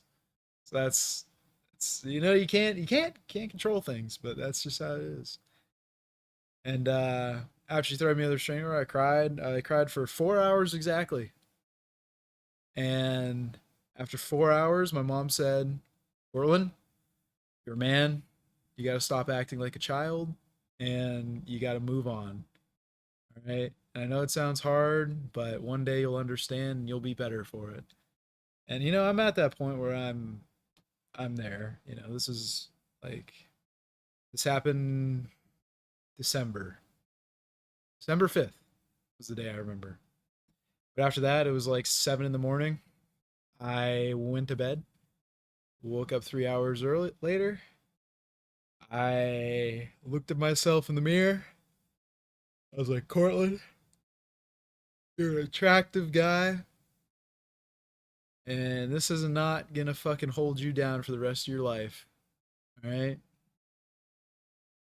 And it's not gonna hold you down any longer. You know, I thought I had enough time. So how do I say this? I This is a shitty thing, and I'm just gonna say it. I'm not bragging. I feel remorse for it now, but I went out town.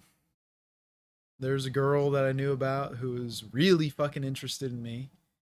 She thought I was the absolute shit of the world, and I she asked me out. I said, sure, we can talk about it. I don't know if I want to go on a date though. And long story short, I ended up sleeping with this girl. I saw her a couple times over a course of 2 weeks. And at a certain point, my friend Armani, who you guys know, was actually a coworker of this girl at the time, said, "Hey, Court, I know that girl. I think she's married, and I can tell that you're seeing her. So you should probably figure that out and not make a mistake here." Come to find out, the girl was married with two kids, and I caused a divorce, you could say. Which really, I mean, I didn't cause the divorce, but I was an instrument in it, and that I had never wanted to be a part of. And after that, I kind of had like a come to Jesus moment, if that makes sense. And I was like, I need to get my life straight. I need to turn my life around. So I took a few weeks. During those few weeks, I was very angry, and I decided that I was gonna fucking tell my ex what was going on and what the deal was. So I told her like, "Hey, I slept with this other girl." I haven't told her when, which I hate to say that like that. It hurt her, and I was also mean to her, you know. Like, and I never wanted to be mean to her, but I was. I told her that I never want to see her. Or no, I called her a bunch of names. I said that you're fucking awful and you're a horrible person and you fucked up my life. Shit like that. I said some even more mean shit. about some personal things for her that I'm not going to talk about. But I said all that, and like, I didn't feel good about myself. She ended up blocking me, and I went to another platform and said the same shit. Thought I was all like I'm better than you, like you left me, and like you're missing out, whatever. And yeah, that happened. She blocked me again on the next platform, and I stopped talking to her, and I decided that I was gonna just stay away. And I did. I needed to figure out some shit. I needed to figure out me. I needed to figure out what the fuck was going on with me and how to fix it first. Because I wasn't gonna go at her half cocked and want to be with her, you know. So I went and I did that. I met my good friend Pastor Quinn, who's still good friends with me to this day, and decided on changing my life around and following in Jesus. And I've been that way ever since. Hasn't changed. But I started meeting with him. He gave me a lot of counseling. He was my counselor, basically. That's how our relationship started. He started me off with a bunch of counseling, and we developed a friendship through that. And like we're friends now, and that's good. I guess he's still my counselor, but we're like I know his family, and we're pretty friendly guys. And I'd say maybe he's not my friend, but he's definitely my mentor, or one of my mentors. Probably one of the more influential ones in my life, other than like my dad, my brother. But he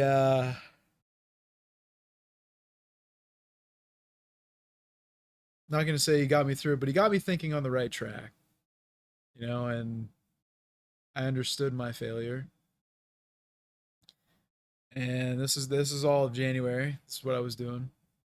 And beginning of February, I decided I was gonna reach out to Kara again. So I did. She didn't seem like she wanted anything to do with me, but we talked.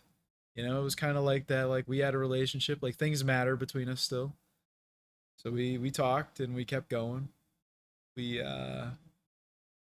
talked for a while. And on Valentine's Day, I pushed her, and I was like, "Hey, I want to get back to it together with you, right? You know, and like it's Valentine's Day. I want to buy you some roses, and I want to talk to you, and I want to like make things better." Oh, another key factor I left out is when we broke up, or when we were breaking up, like that last week where I didn't see her. I actually went to her house with two bushels of flowers. One of them had an apology note to her mom, which an incident happened a year earlier where I yelled at her, and I had the letter and the flowers for her mom, and I bought her roses. And I dropped them off at her house, and she took them. She was super fucking mad about it. Her mom apparently didn't care at all and didn't freaking do anything about it. Didn't say anything to her, to my knowledge. I don't know. Maybe they had a discussion and talked about how much they hated me. Who knows? I also dropped a letter off to her grandmother's house, which I went there like quite a bit. You know, I liked her grandma. Her grandma liked me. I mean, as far as I know, I don't know what happened in the background in the last couple of years. I wasn't really a part of her family. I didn't. I distanced myself, and I did it actively because I didn't want to be a part of their lives because I didn't know if I wanted to be a part of hers.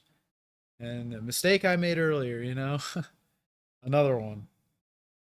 So Valentine's Day came around. I wanted to buy her flowers. I wanted to see her. I wanted her to be my Valentine, you know, and I that mattered to me. So I asked her, and she said no, and she blocked me. I was really upset. Started crying pretty much. Like, didn't know what to do. I didn't know how to fix it. I didn't know how to do anything. I ended up sending her an email, like kind of begging her for her back, and it sucks. But I did it. I tried it. I wanted to. I wanted to make it work with us, and yeah, I gave it my all there. Waited a little bit longer, went to a little more counseling, understood that like I was being pushy and like was, I wasn't, I wasn't saying what she wanted me to say.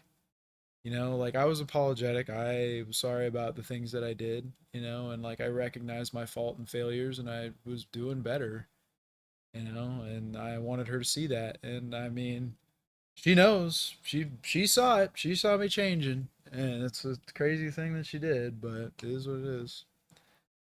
I ended up going to going to see Pastor Quinn again. This guy was like my lifeline through this time. So I hung out with friends. Mind you, through all this time, I was on an extreme weight loss journey, and it was great. I'm down 100 pounds today, so very happy. Shout out to me.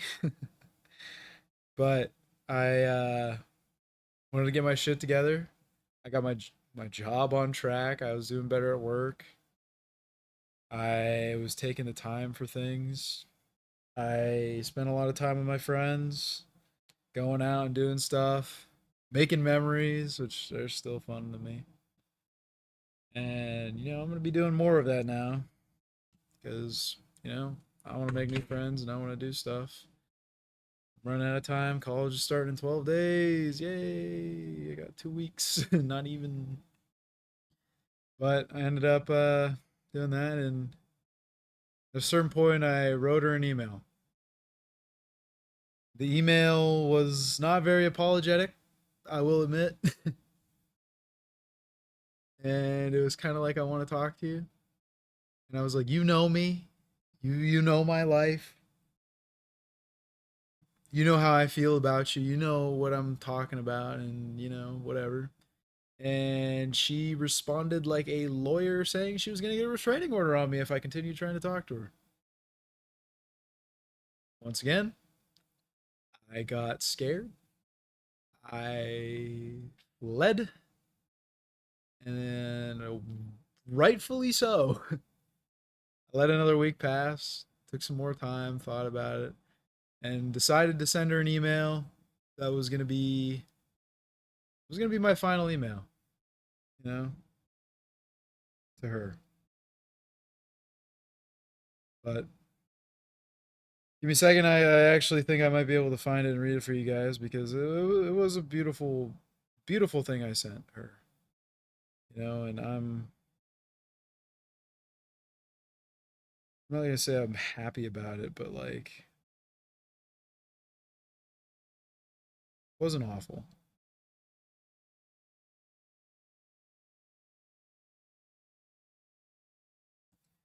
Give me a second. Let me find it real quick, and I will let you know.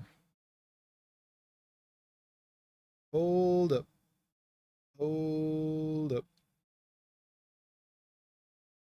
Oh my gosh, it was a while ago. I mean, this also works for the timeline I guess I'm going for. This is the actually the end. So yeah, it was about 2 weeks. This is February 28th. I said, hello, Kara. Really afraid of sending this. I don't want to ruin my life. If that is the case, please ignore this. I pray you hear me out. I also named it Psalm 91, something that like was really helping me. I've changed a lot and I'm changing more, not for you, but for me. Going to therapy, which was counseling. And you were right about so much. I'm very sorry. I've been finding who Jesus is to me and implementing him in my life. I really miss you. I even missed the week we didn't talk very much, but just had a way to. I'm sorry that I messed up. I messed that up. You gave me everything and were a wonderful person to me. Even in the end, I am very grateful for you in my life. I don't want to waste your time. I leave this up to your judgment. I promise I will respect your answer, even if it's silence. Do you want to have that way of communication open again? If you say yes in time, I promise to you, Kara, that I will not stop getting better because of you being there. I didn't love you like you deserved during our or after our relationship. I greatly care for you and want the best for you. I believe in time I can be that best. I will make mistakes. I am human and I am not without flaws. I have moved on from our relationship and I lost so much when I lost you. I promise I will respect your boundaries and listen to you and your decisions about this and maybe in this. I confess that throughout our years together, I should have listened to you.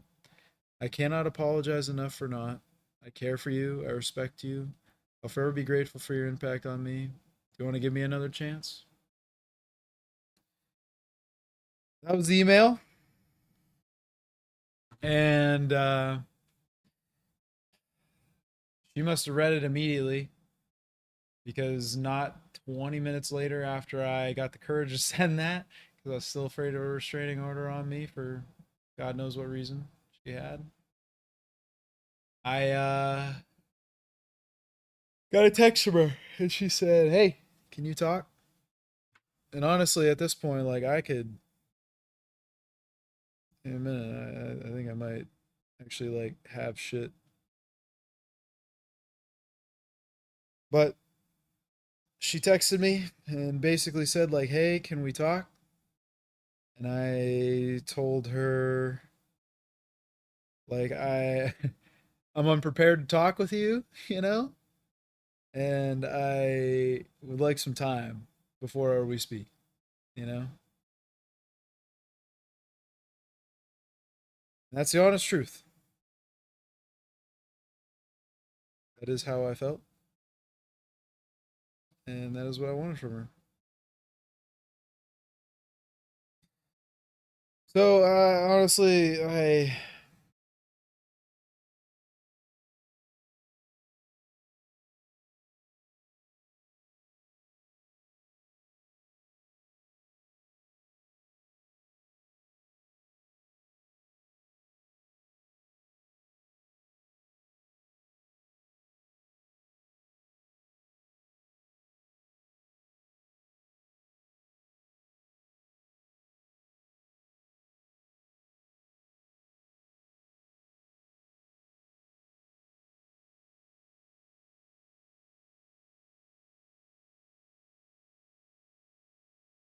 sorry. I just read some of her messages, and I'm gonna be honest with you, dude. Not tearing up yet, but if I keep fucking reading, I'm going to. So we are at the email. Told her I needed some time, and then I ended up talking to her. She told me that she's not giving me a second chance, but she does want to talk. And my email moved her, and for the rest of our time talking, she talked about how in that first week she genuinely thought I was different and thought I was changing. And I, coming from me now, like you have no idea how different I was from my relationship with her to that point. Like I was a different person, different mindset, different everything. And I kept talking with her. We kept talking more. We had some ups, we had some downs. We talked from the end of February all the way up until the end of May. Actually, beginning of June. And things got better. Or at least from my perspective. I might have been ignorant, but we went from not even being able to talk about our problems and like having these little spaces of time where we weren't even communicating to talking every day. We were calling, we were on the phone, we were discussing stuff. We were getting there. And I was begging for her. I was wanting her. I was giving her all the attention I freaking could, responding as fast as possible, sending "I love you, I care about you, I want nothing but you" text. I did that for a while, and I went on my trip to Knowles, if you remember it. All of June I was missing. That's where I went. Before that, the week leading up to that, I was terrified of leaving her and leaving the fucking progress that I was starting with her. And I tried my ass off. I wrote out these long giant text messages I wanted her to read when I was gone. And I told her stories about how much I love her, how much I care about her, and things that happened in our relationship that I loved and I cared about her for. I There was a lot in there, and I don't remember what the fuck she said, but I think she said she didn't want to talk about it at that time and she needs time. And I was like, all right, I want you to have this for when I'm gone to read and think about. And we actually started talking about our relationship and discussing problems through that time too. So did that. Um, Before I left, she told me not to expect anything when I came back. And I will admit to you guys, I had the worst month of my fucking life out there when I was in the wilderness. That was awful. I had people stacked against me and try to wean me out of the group. I was ostracized by everybody for the 30-day period. I was basically alone in the woods with a Bible in my thoughts. And my thoughts were very positive, Kara. Like, I saw where we were. We were in a great relationship. It became bad, became uneasy, and then it became bad, and then this turning point, it became much worse. We ended it. We were on a point where I didn't even want to talk to her. She didn't want to talk to me. And we were done, you know? And we came from that to actually talking every day, all day, every day, communicating, getting our thoughts across, talking about our days and our lives, and, I guess some other stuff. And, yeah, she complained to me about her job and shit. Just, I was her person. She kept saying that I was her person forever, and, I was her person. And I wanted to be her person. I wanted to be more than that. So I had that all in my mind. I thought we were getting better. So I thought by the time I come back, she wanted space. And I remember telling her, like, you're going to have 30 days of space. I'm not going to be able to talk to you at all. And on my trip, I was very hopeful about her. I thought the space would have helped. And when I came back, that we'd be good. I ended up,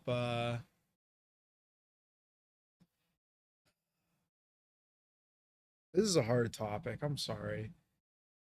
This is recent. This is recent shit. This is the beginning of July we're getting into. But the trip sucked. I thought about her a lot. I was very fucking hopeful about her. I wrote about her every single fucking day. I wrote her 2 letters. I sent her those letters while I was on the course. And they were like excited letters about like, man, I can't wait for when I get out of this to be talking to you and being with you. And excuse me. Came out of that 30 days and I was an emotional fucking wreck. They failed me on the course right at the last day and basically gave me my shit and kicked me on the street. Thank God my brother was there for me. He wanted to see me graduate, but he didn't ever get to see that because I got kicked out. But he picked me up, and I'll tell you what, when I saw my brother, I broke down crying. Like, I shit you not, the tears were fucking gushing. My eyes were gone. I was sobbing. And like I was stoic as fuck throughout that entire course. There was actually a point where I cried. There was one moment. I had 3 instructors sit me down in the middle of a snowstorm and they freaking laid into me and they were trying to get emotion out of me. And they fucking got it when they talked about my ex-girlfriend. Those assholes. And I was so fucking sad, you have no idea. It hurt so much. And I just, yeah, it fucking hurt, man. It really did. So that happened.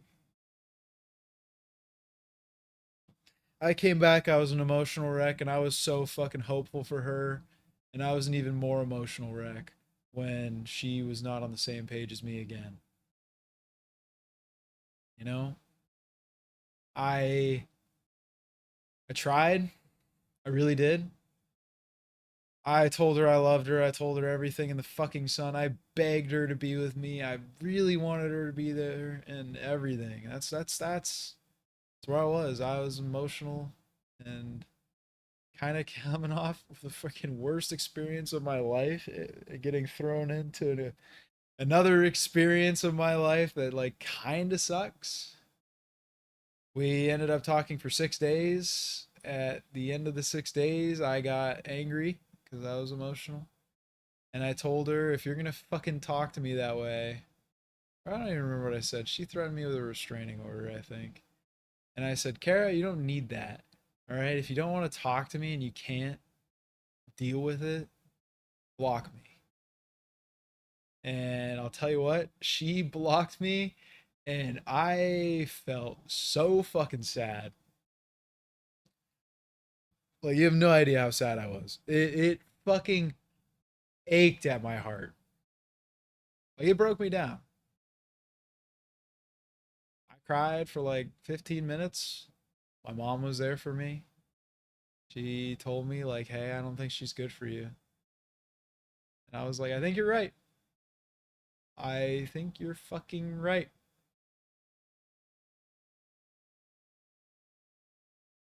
Anyways, after that, I gave it, I think it was 2 days, maybe not even two. I don't even remember. I can't remember the time limits at this point. This is last month, over a month ago. But actually, no, it was exactly a month ago from today. It was the 12th. But I wanted to clear my conscience of everything, you know, and I know that's like a shittier thing to think about, but I really wanted to clear my conscience, and I did. I I thought about some messages to send to her family members who I disrespected and treated like shit, and I knew that like what I was doing wasn't for her, it was for me. But yeah,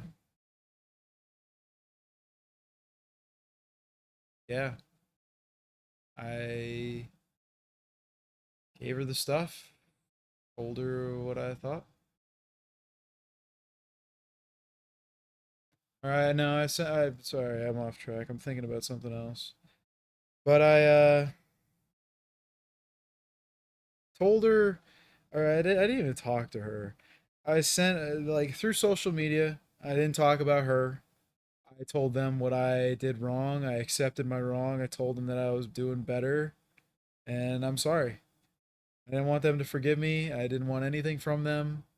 I just wanted to tell them I was sorry, and I did. And I'm very proud of myself for doing that. You know, like that was took me a lot longer than it should have, but I should have done it while it was happening. But you know, sometimes you got to do things years later. Sucks to suck, I guess. Anyways, I did that. She unblocked me and told me if I harass her family that she is going to get a restraining order on me. I did not respond to that shit at all. So, did what I did. I accepted it. I think I waited like 4 days and I replied to her and I said, this is exactly what I said. Um, you and I, or no, I said, you are willing to put more effort into making me bad than I am willing to prove that I'm good. No hard feelings. That's along the lines of what I said, you know? And I also think I said that I was genuine about my apologies, and I was. That was some serious shit. You know, and I hope that our family members read that and they, you know, maybe one day understand like, hey, this guy was just sorry. I don't care if he's not in my life, but I don't know. Maybe it'd be nice for them. Maybe not. I don't know. I don't care. I did my part, and that's where I'm at with that. But I said that. Didn't talk to her for the next 2 weeks or so. This is getting into the current times, but on the 8th of August, I woke up to a notification about my proposal anniversary. This was in my fucking calendar. And you guessed it, thought about it, and I thought I owed her some honesty about it, because like it's a big thing that she didn't know about, and like it was a serious thing that I wanted to tell her about. So I did. I told her about it. I even told her about my indecisions and wanting to break up and not wanting to break up and then doing it and being regretful and all that shit. I said it all and whatever. So I gave that to her. And honestly, at this point, like I haven't had her on my mind until that moment for a while. And after I sent that, got her out of my mind again. Nothing, no thoughts, no nothing. Didn't care. Care a fucking less about her. Right? I mean, not really. Like obviously, like I care about her. I mean, like I couldn't. I don't know. I didn't waste the thought. So, shout to that. This last weekend, I went to church. At church, I was talking to a friend of mine and my dad, and like kind of knows my family, and he knows his wife knows my ex somehow. At one point, he wanted to get me to go on a date with her, and I told him like that was me, like I was her ex boyfriend that you're talking about. It was kind of funny, a little laugh. That happened. That was months ago. Met the guy at a Bible study. He's a great guy, but he told me that thinks she's dating and I should reach out to her. He encouraged it, or he said, I encourage you to reach out to her and see what's up with her. It might be the start of something special. I, uh,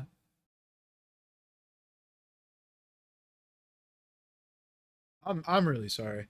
This is like a lot harder than I fucking thought it would be to say, but I decided I was gonna reach out to her. I got nervous. Dude, I even looked up a freaking video on how to message your ex, right? And like I've changed. I've talked to people. I've been on dates. I, you know, wanted to honestly like to my core, like I even changed the way I texted. Used emojis and stuff. And it was good. It was fun. I don't know. It's lighthearted. It kept me like happy. It was nice. But I don't know. I'm mature about our situation. I'm mature about how I feel about her and what I think about her. I decided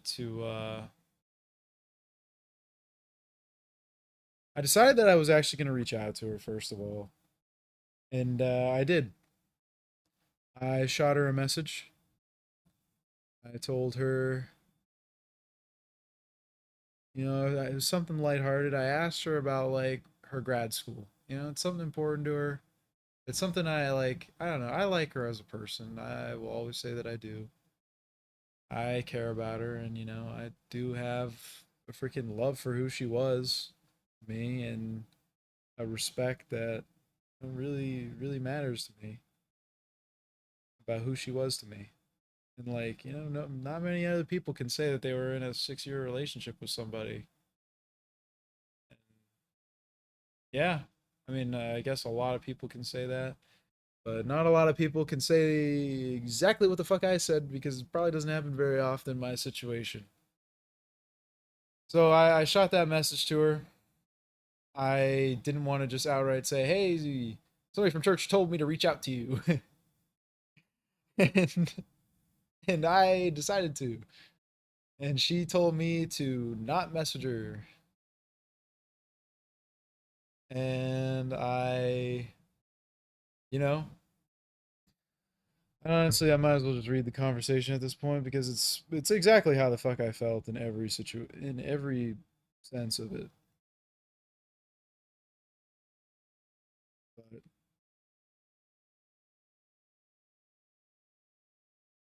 yeah, it's Sunday. So don't said message me. I said I'm not interested in rekindling anything with you.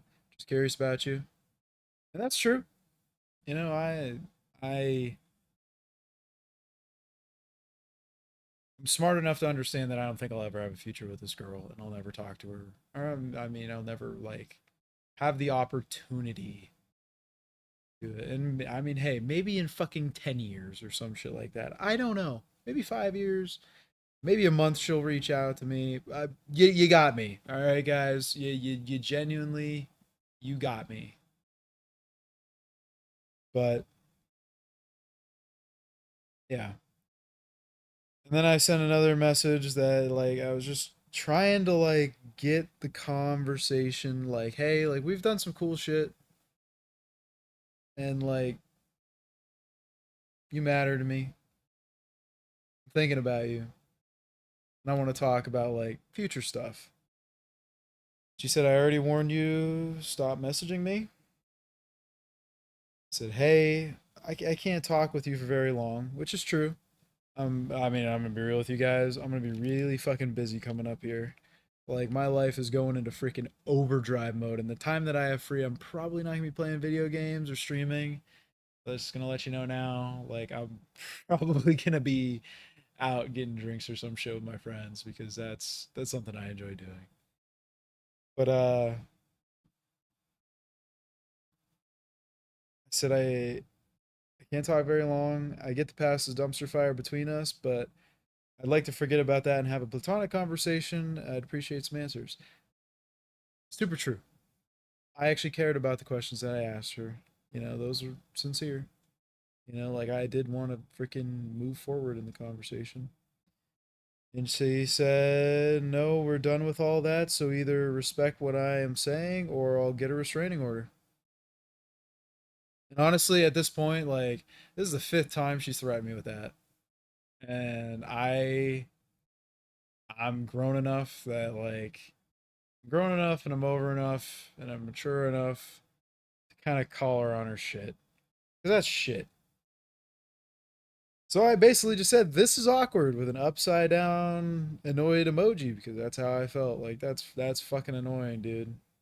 Like, seriously? Like, I get we've talked, but like, you're just being an ass, you know? So I thought I'd call her out on her shit. And then I sent her a message, another message later at night. I said, I'm not interested in making a new relationship or fix the old one. It's a waste of time. We will never be on the same page. It's been that way for years, will be forever. I don't care about that. I want you to go find the guy of your dreams.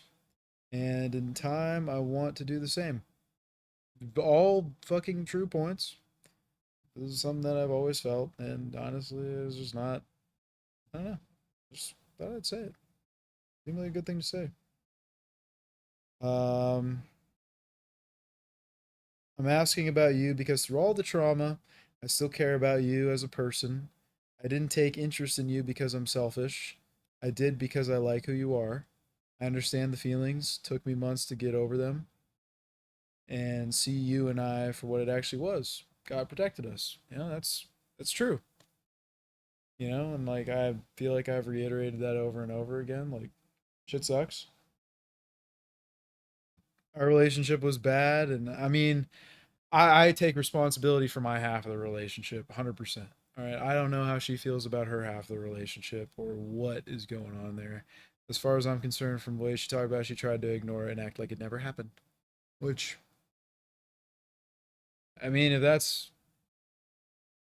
I don't have any relationship advice. I don't know anything, but if you're out there and you're hearing this, doing that is only going to lead to it coming up later. You don't deal with your shit now, it's going to have to be dealt with later. And when you deal with it later, it's going to be worse. All right, and that's something for me to any freaking person out there. If you hear that sentence, it's so fucking true. If shit comes up, deal with it or find a way to deal with it. Okay? If you don't fucking do that, it's going to come up again and it's going to suck. All right? So I'm just saying that now. Yeah. And I also said, like, can you let me know if you still feel the same? I know you threatened the restraining order, but I like to avoid that weird conversation for the 5th time. Very fucking true. It was a weird conversation. She said, I've moved on. Please leave me alone. I said, makes 2 of us. Why all the drama then? And I genuinely meant that. Okay, that is something that like is true to me. You know, like I I have moved on from the relationship. I'm okay for me personally before I even knew about her. Like I'd be okay to date somebody else, you know, and like I've dealt with my emotions about her and my relationship with her and all the things that I did that were wrong. Like I don't feel sorry about anything anymore. I had my time to be sorry. I said my apologies. I've changed and I've made my life better and I'm constantly doing the right thing, man. That's my goal. And I didn't see a reason for me and her to have drama between us. I really didn't. I don't think that that should be that way. But then she said, because I have asked you multiple times to leave me and my family alone and you have not and continue to harass and disrespect me, I'm not going to ask you again. Which, you know, I read that. I kind of see through what the fuck she's saying, but basically, she's upset that I messaged her family and didn't listen to her to not talk to her. Okay? Which, hey, I get it. I understand it, but like, you know, coming from me, in my perspective, you know, which I guess I know it doesn't matter to her. You got me there. All right, you're right. But it matters to me, and I'm not gonna like cowtail to anybody ever. You know, like by all means, if she was gonna be my wife, this would be a totally different conversation, and I understand that. It's why I know she probably never will be until she changes herself. And honestly, that's a lot of freaking change for somebody that I don't have time for to like help her through. At least, especially now in the situation where I'm at. But yep, she said that, and I said, I'm not going to argue with you. I understand you disapprove of how I handled things. Super true. I get it. You know, she didn't want me to do things the way that I did, but I did them that way. And like, yeah, I can't change the past no matter how much you want me to. Can we put it behind us? That is genuinely all I wanted from this conversation. Okay. I didn't even want to fucking talk about this. Nothing. She brought it up. I've addressed it. It sucks. Move on. Like, let's talk about something else. Let's talk about the fucking weather for all I give a shit about. You know, it hasn't rained in a couple days and it just rained today. It was good. You know what I mean? So, yeah, that's what I was asked for. And I waited a couple hours and basically, like, I thought to myself about how I've acted and the mistakes I've made after our breakup and like things that bother me, I guess. So I just admitted them. You know, I'm not gonna sit there and cower about my feelings about things. But I said, Kara, I was a loser. All right, I didn't know what I wanted in life with you. After our breakup, begging for you back was ridiculous and out of my character. I found my way, and I hope you have too. I'm not asking you out for drinks or anything, but I wanted to say I'm not a total dickhead. You don't owe me crap. I'd like a clean slate with you. I'd like a clean slate with you. Sorry, I read that like oddly. But all true things, you know, I found my way. Dude, like I talked about way the frick earlier in stream, but I like when I was younger, I like had life by the balls, you know? Like I knew what I wanted. I knew what I wanted and I went after what the fuck I wanted and I got what I wanted and I did what I wanted. And that's me right now, you know? I do what I want, when I want, how I want, and that's it. So, said that. Um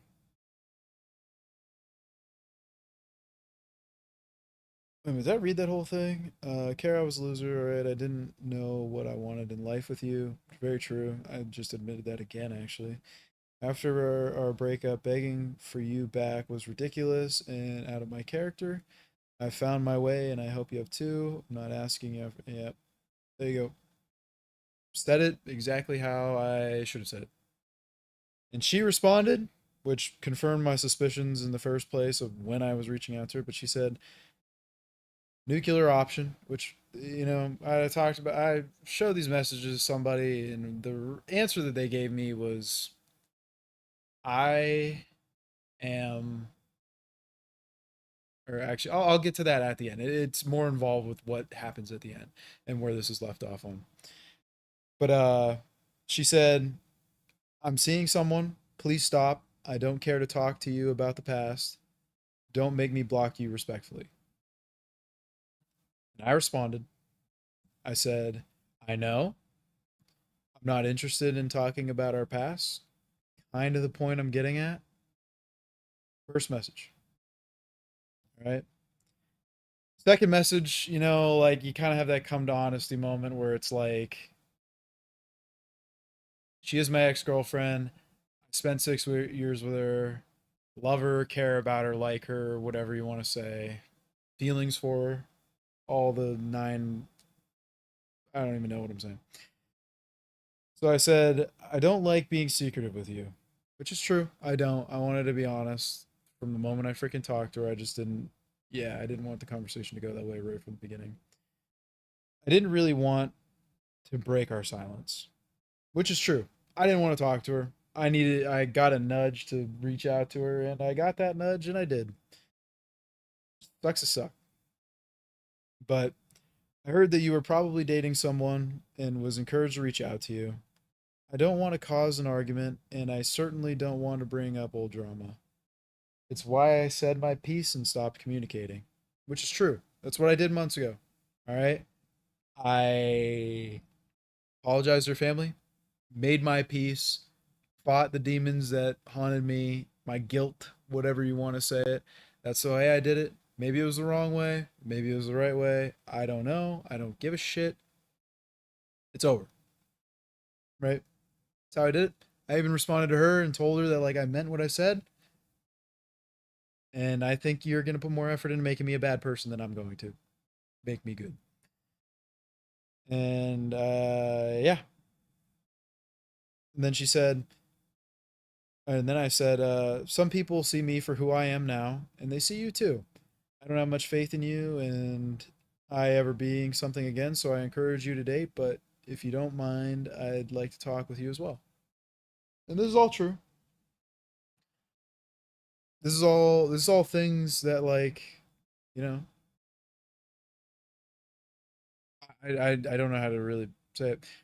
These are things that have been said to me, you know, like I hate to say it. There was a point where people were trying to play matchmaker between me and her, not knowing that we dated for 6 years. You know what I mean? Like people know me as a guy, and they know my life. They know where I'm at. They know how I do things, how I operate, what my beliefs are, and some of those people also know her, and they know it from her side, you know, and you know, like apparently they thought we'd be a decent couple. Guess what? We were a decent couple. Bam, gotcha. Haha. One of them was. I don't want to talk about it. So getting away from the point. So yeah, and So I also said, so I encourage you to date, but if you don't mind, I'd like to talk with you as well. And that is so freaking true. You know, like I genuinely meant that. I wanted her to date. You know, like I've been dating. It's definitely like put things in my mind. Like how do I explain this? You know what? One of my texts actually explains it.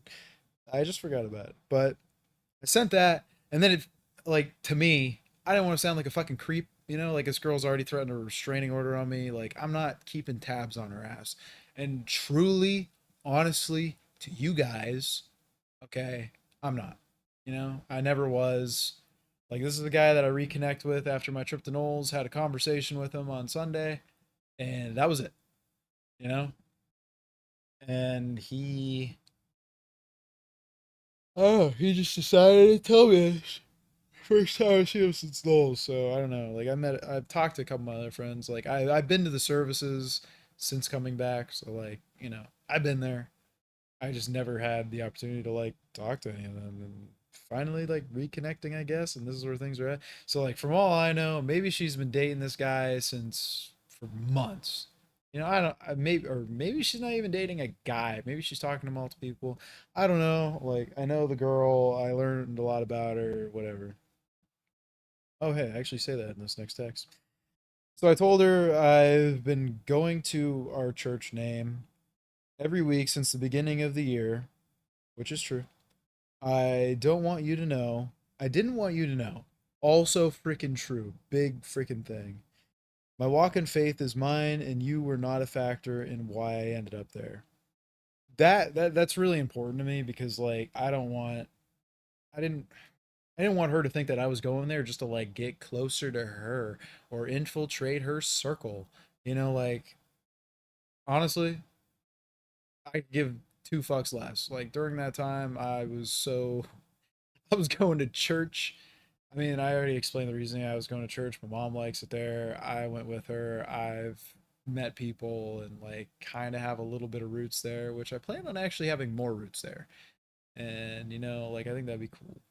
Like honestly, like I don't bounce around churches, but like I do things at certain churches. If that makes sense. Like my childhood church, like I still go there and help with tech issues sometimes. Not like or not like tech issues, but like they would have like a YouTube channel going, and like I know a lot about YouTube. Obviously, you're watching this on YouTube, so like I help them out sometimes. And another church, completely different church. Huh. Is where my mentor Pastor Quinn's from. So it's kind of cool. But yeah, so my walk of faith freaking went around in circles. I tried out some churches. I ended up there because of my mom. The most precaution I took at that church is I went to a different service time than she went to. That was the big one. All right, that was the one thing I did to avoid her. And like respectfully, I think that was a smart option to do. Like, I don't know about you guys, but like, I don't want to go to fucking church and see my ex girlfriend. Fuck that. I don't know. Like, I don't want to see her. I don't want to see the girl, and if I do want to see the girl, it's gonna be on terms where we're both okay seeing each other, not being forced into an awkward ass situation. Because like that's at the end of the day, like I'm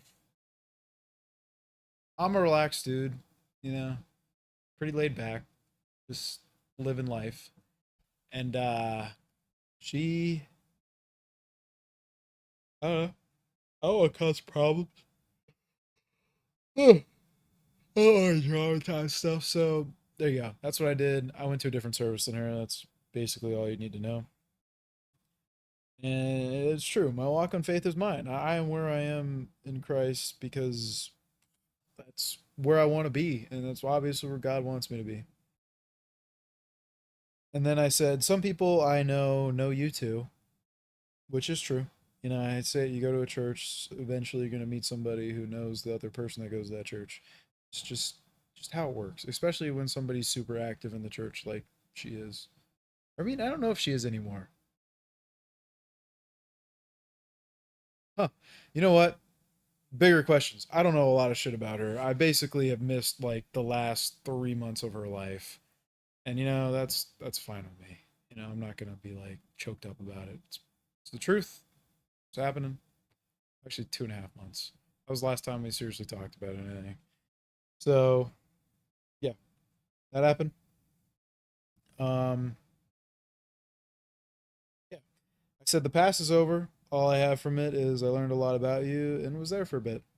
Very fucking true. I have 6 years of a past with her. Okay. Of that past, what do I still have from it currently? I know a lot about this girl, and I was there. That's all you got. That's all you got for me. That's all you got for me. I took 6 years. I learned every single thing about this girl. I know her inside and out. You know what? Saying that sounds like a joke. No pun intended, I guess you could say. But sorry, I'm trying to lighten the mood a little bit. It's a bad joke. Whatever. But yeah, that's true. Like, I was there for a bit. You know, like how old is she?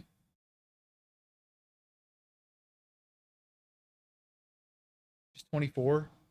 So actually, is she 24? Yeah, yeah, because we're in the period where we're a year apart. Sorry, I knew the girl for 6 years. Hey, see, something I learned.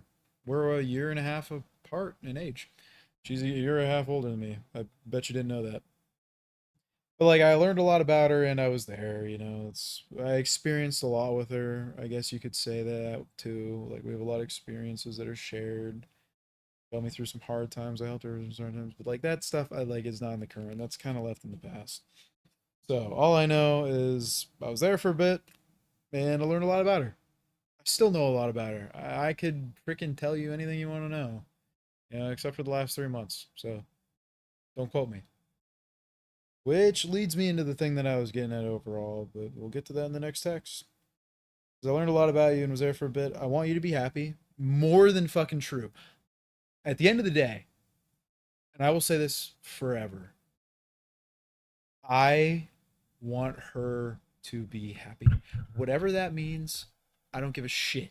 Okay? She could block me, drag me through the dirt, tell every single person that I pooped my pants in second grade. I never did, by the way. I made that up, but like I'm getting to the point where I don't give a shit.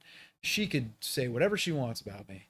I want her to do what makes her happy. Do I know what will make her happy? Absolutely not. She does. And she's going to find that. And I hope she does. So I said, I don't know what God has planned for the future, but we're both in his hands.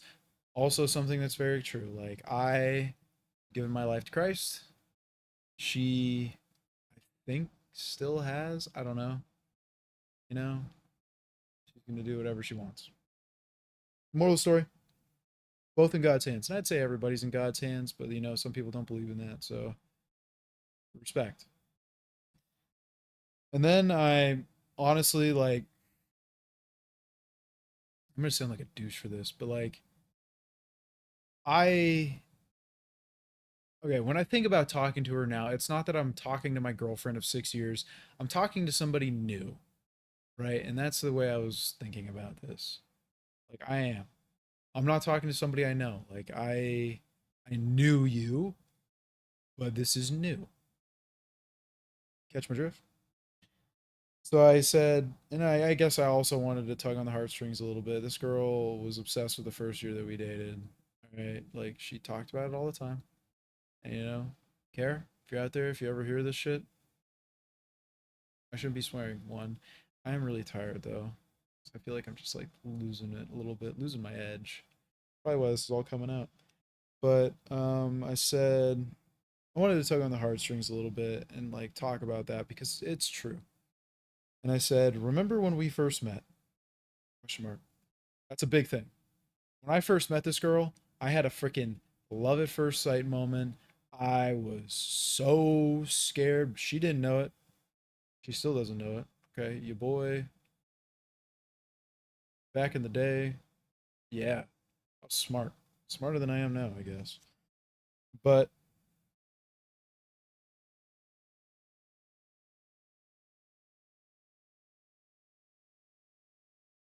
But I said that because, you know, it's a story that like I reiterated to her for the entirety of our relationship, and it holds a lot of meaning to me.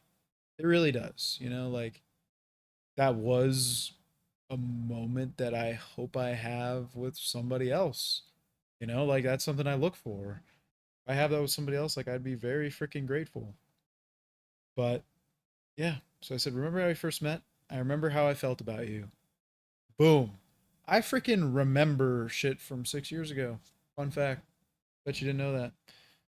Uh, no, I didn't mean that in a dickhead way. I meant like the same thing. Like I remember how I felt about you, and I kind of wanted her to think about that as well.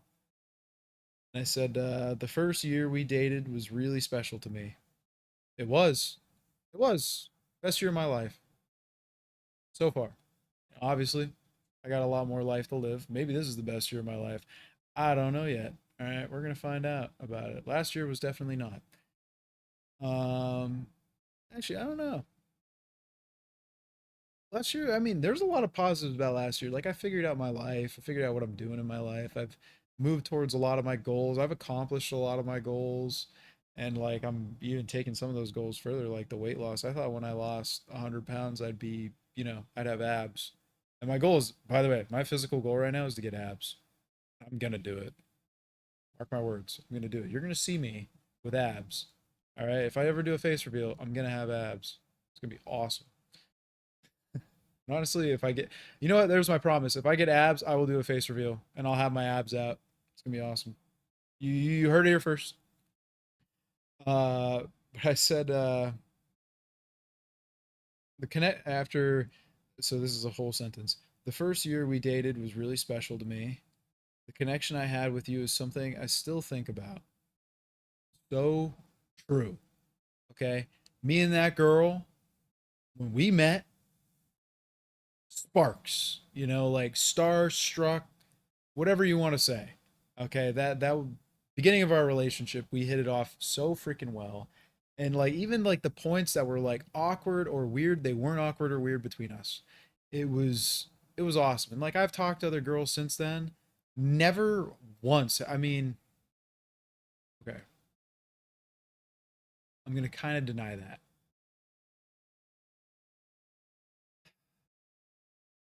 That's a story for another time. We'll talk about that another time. All right, like I'm not going to discuss my current personal issues because that's another issue that honestly is hurting me more than this right now. Uh, so yeah, I still think about the connection we had. It's yeah, and then I stated it's gone now. Okay, that's true. It is gone now. You know, like I haven't had that connection with that girl since we first met. You know, ever since that moment in my brain switched. As soon as that happened, like I was out of it. Like that connection between us, like kind of was gone. And she was searching for it in me, and I was searching for it in her. You know, like we did it for years, and it sucks that we never found that. And it's gone now, but it won't hurt me to ask you if you would be open to talk and see if if we still have that connection after all these years. That is the important part. Okay, that is not the end of the story per se, but that is where I that was my last say. That was my last question to her, and I'm fine with that. That is honestly the most meaningful question I could ask. And I'm not, mind you, I worded that really well. I did say it won't hurt me to ask if you would be open to talk and see if we still have that connection after all these years. Because I don't know if we have that connection. Honestly, I have so many freaking doubts about that girl. Like, even me reaching out to her was hard, and I need somebody to basically shove me. Oh, excuse me. Basically, needed somebody to freaking shove me into that shit to like do it. You know what I mean? So yeah, I uh I did that. That's what I said. That's how I said it. And honestly, like this is how I look at it. That is what I was getting at the entire time. Okay, that is what I wanted to ask from the first message. That was the message I was giving to her. Okay. I could have opened up with it, but I didn't, and I would not go back and change it because honestly, like, yeah, we have it. We're good. So did that, and she blocked me. So that's the boom, the end. All right, good night. Have a good night. Keep the no, I'm just kidding. So yeah, that is the she read it and she blocked me. Now, coming from me, like I genuinely, I hope that girl looks at me, looks at me. I hope that girl, I hope she reads those messages again, you know, and like actually thinks on it. You know, like I love Kara. She's great. I mean, she could be great. I don't know how she'd be for me, but she's a great person. I'll never knock her personality. She's got a kind side to her. I rarely see it anymore, but you know, it's there. It's just not there for me anymore. All right. For you guys though, she would freaking toss her heart on the floor for you. All right. I've seen her do it. No, I'm just kidding. But like that's where I don't know how to say it. Like I don't have an interest in pursuing her. She gave me an answer. I accept the answer. What the hell was that? That was weird. Well, story. She gave me an answer. I accept the answer, and I'm okay with that. You know, that's how it is. Sucks to suck, but hopefully, what I said gets her thinking. You know, I mean, I don't even know if I hope for that. I don't know. I feel like if you want to know my hopes, you kind of have to like go into a different conversation that is much larger than this one scenario. And I don't think I want to get in that today. I kind of want to go to bed soon. But yeah, you got what I'm telling you right there.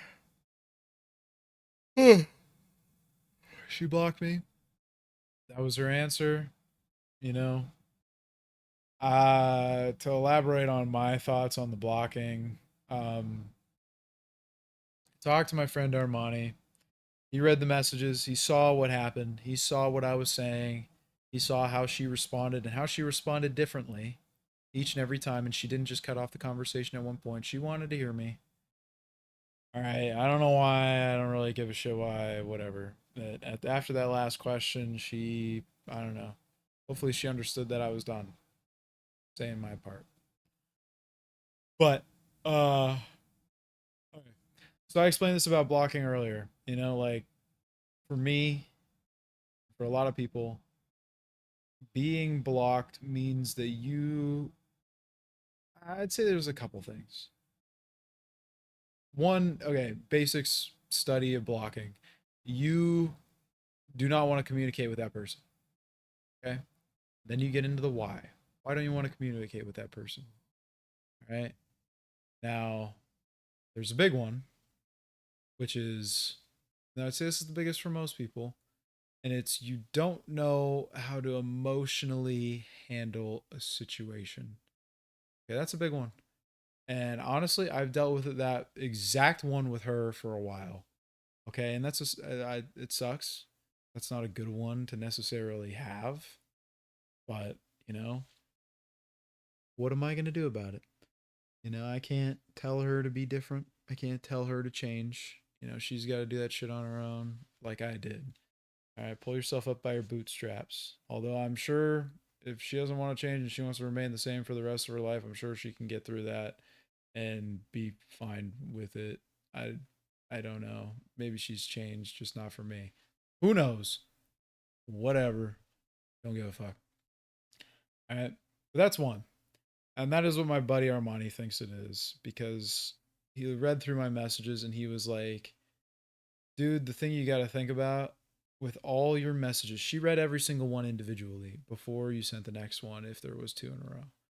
And those messages were, or how did he say it? I'm trying to remember. He said, those last four messages that you sent, first one, you responded.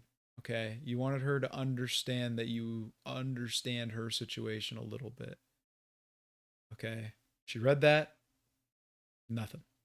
Okay. She can handle that. Second one, you explain kinda how. All right. And a couple other things. Third one, you elaborated on the second one, you know? And he was like, fourth one, you stop beating around the bush. You said something that matters and something that she probably hasn't emotionally dealt with. Okay. So he's like, think about it from her perspective, you know? As a woman, she's a little more emotional than you, and she has not dealt with very much of your relationship. She hasn't faced those demons, and if she did face those demons, she'd be able to talk to you willy nilly, and it'd be cool. Okay, you guys are both over it. It'd be great. I was like, you know what? That's a good point to have. And yeah, that's interesting. And he was just like, yeah, and you called her out on your shit. He said that my this is awkward comment about the restraining order thing was a gem of a comment. He said it was probably one of the best he's ever heard of. So that one kind of cracked me up a little bit. So I thought it was funny. But yeah, so that's what he told me. Honestly, I don't know if that's true. I mean, honestly, on some level that is true.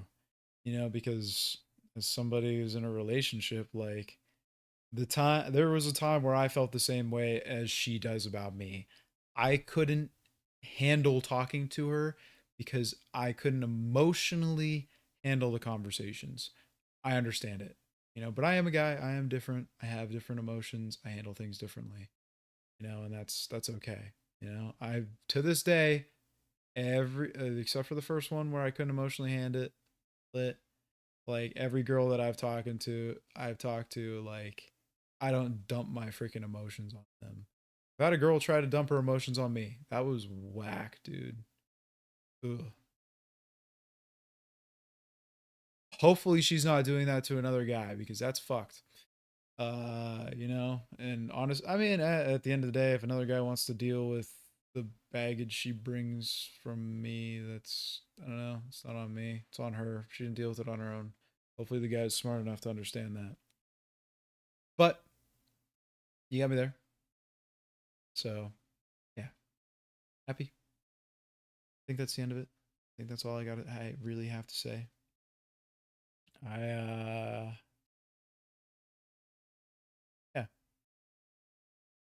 I'm good, by the way. I'm fine.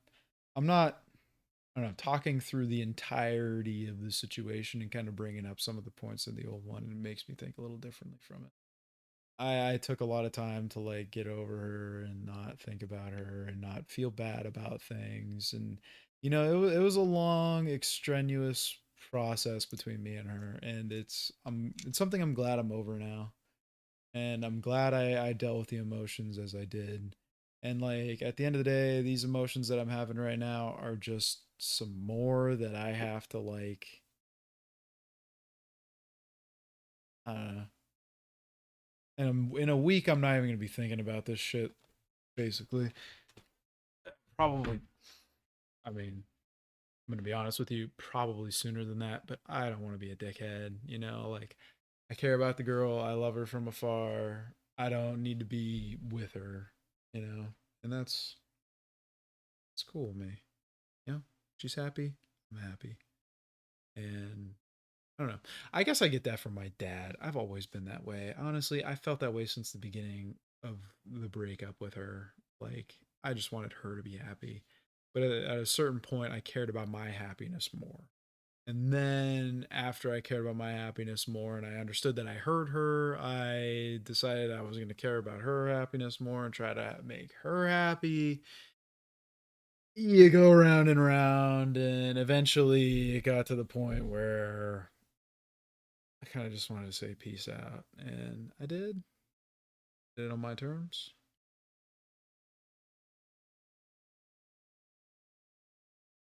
We're back to that same thing, I guess you could say. So yeah, there you go. Story of my breakup. That's where it's at right now. Um,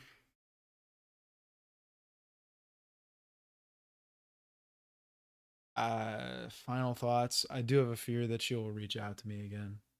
You know, and it's something, I guess. If it happens, it happens. If it doesn't happen, it doesn't happen. It doesn't really, I don't know, it doesn't really affect my response. Which my response is, she does end up reaching out to me. I hope it is soon because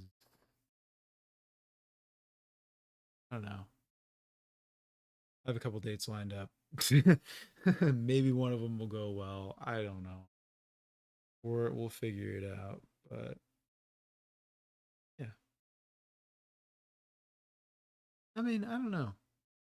That's a bigger question that I don't think that I'm ready to answer, and I think that when it comes up, I will answer it because, to be honest with you guys, if this girl reached out to me in a year, 5 years, 10 years, like I'm still gonna have the feeling of love for her, and that's something that's never gonna go away, and that's something that I understand that will never go away for her either. You know, as shitty as I am as a dude and a streamer, all right, like she does have that for me. Maybe she's shutting it off, ignoring it, whatever, but love is not a feeling that you get rid of. And that girl loved me more than I loved her for a long ass time. And I'd say the girl that I love is different than the guy that she loved. And that's okay. I'm not that guy that she loved anymore. And she is not the girl that I love anymore. And that's kind of where it is, and that's the beauty of it, you know? Time is the end of all things, except for one, and that's God. If you know God, you know what true love is. And I will say, I had true love with the girl. She had true love with me. Uh, t- t- yeah, I'm probably gonna see something about her in the future. I'm not gonna knock it. It's just it's an inevitability with certain people, especially in the situation that I'm in. Like, uh, the one thing I've decided from all this is I'm kind of done letting her like affect how I do things. Like if I want to go to the later service at church, I'm gonna go to the later service at church. If I want to go to the earlier service at church, I'm gonna go to the earlier service. If I want to join a Bible study, I'm gonna join a Bible study. If I want to serve, I'm gonna serve. You know what I mean? Like that's something that I'm kind of like not in tune with, but something that I'm doing. You know, and I'm gonna change in my life. You know, because I honestly, if I see the girl, you want to know my feelings? You already know them. I told you, love from afar. My thing is like, I don't know. I don't want her to cause drama. No, this is a general statement. All girls love drama. Okay. Honestly, all guys kind of like drama too. Guys are just not as serious about it. Unpopular opinion, but guys, I have some big ass calluses on my feet. Right, I really do. Big ass calluses, and I'm like picking one up. So sorry about that. It's probably too much. But moral of the story, I'm probably gonna hear from her. Hopefully, it's very far into the future at a point where I'm ready for it. Maybe not. Maybe so. I don't know. But moving on. Next chapter.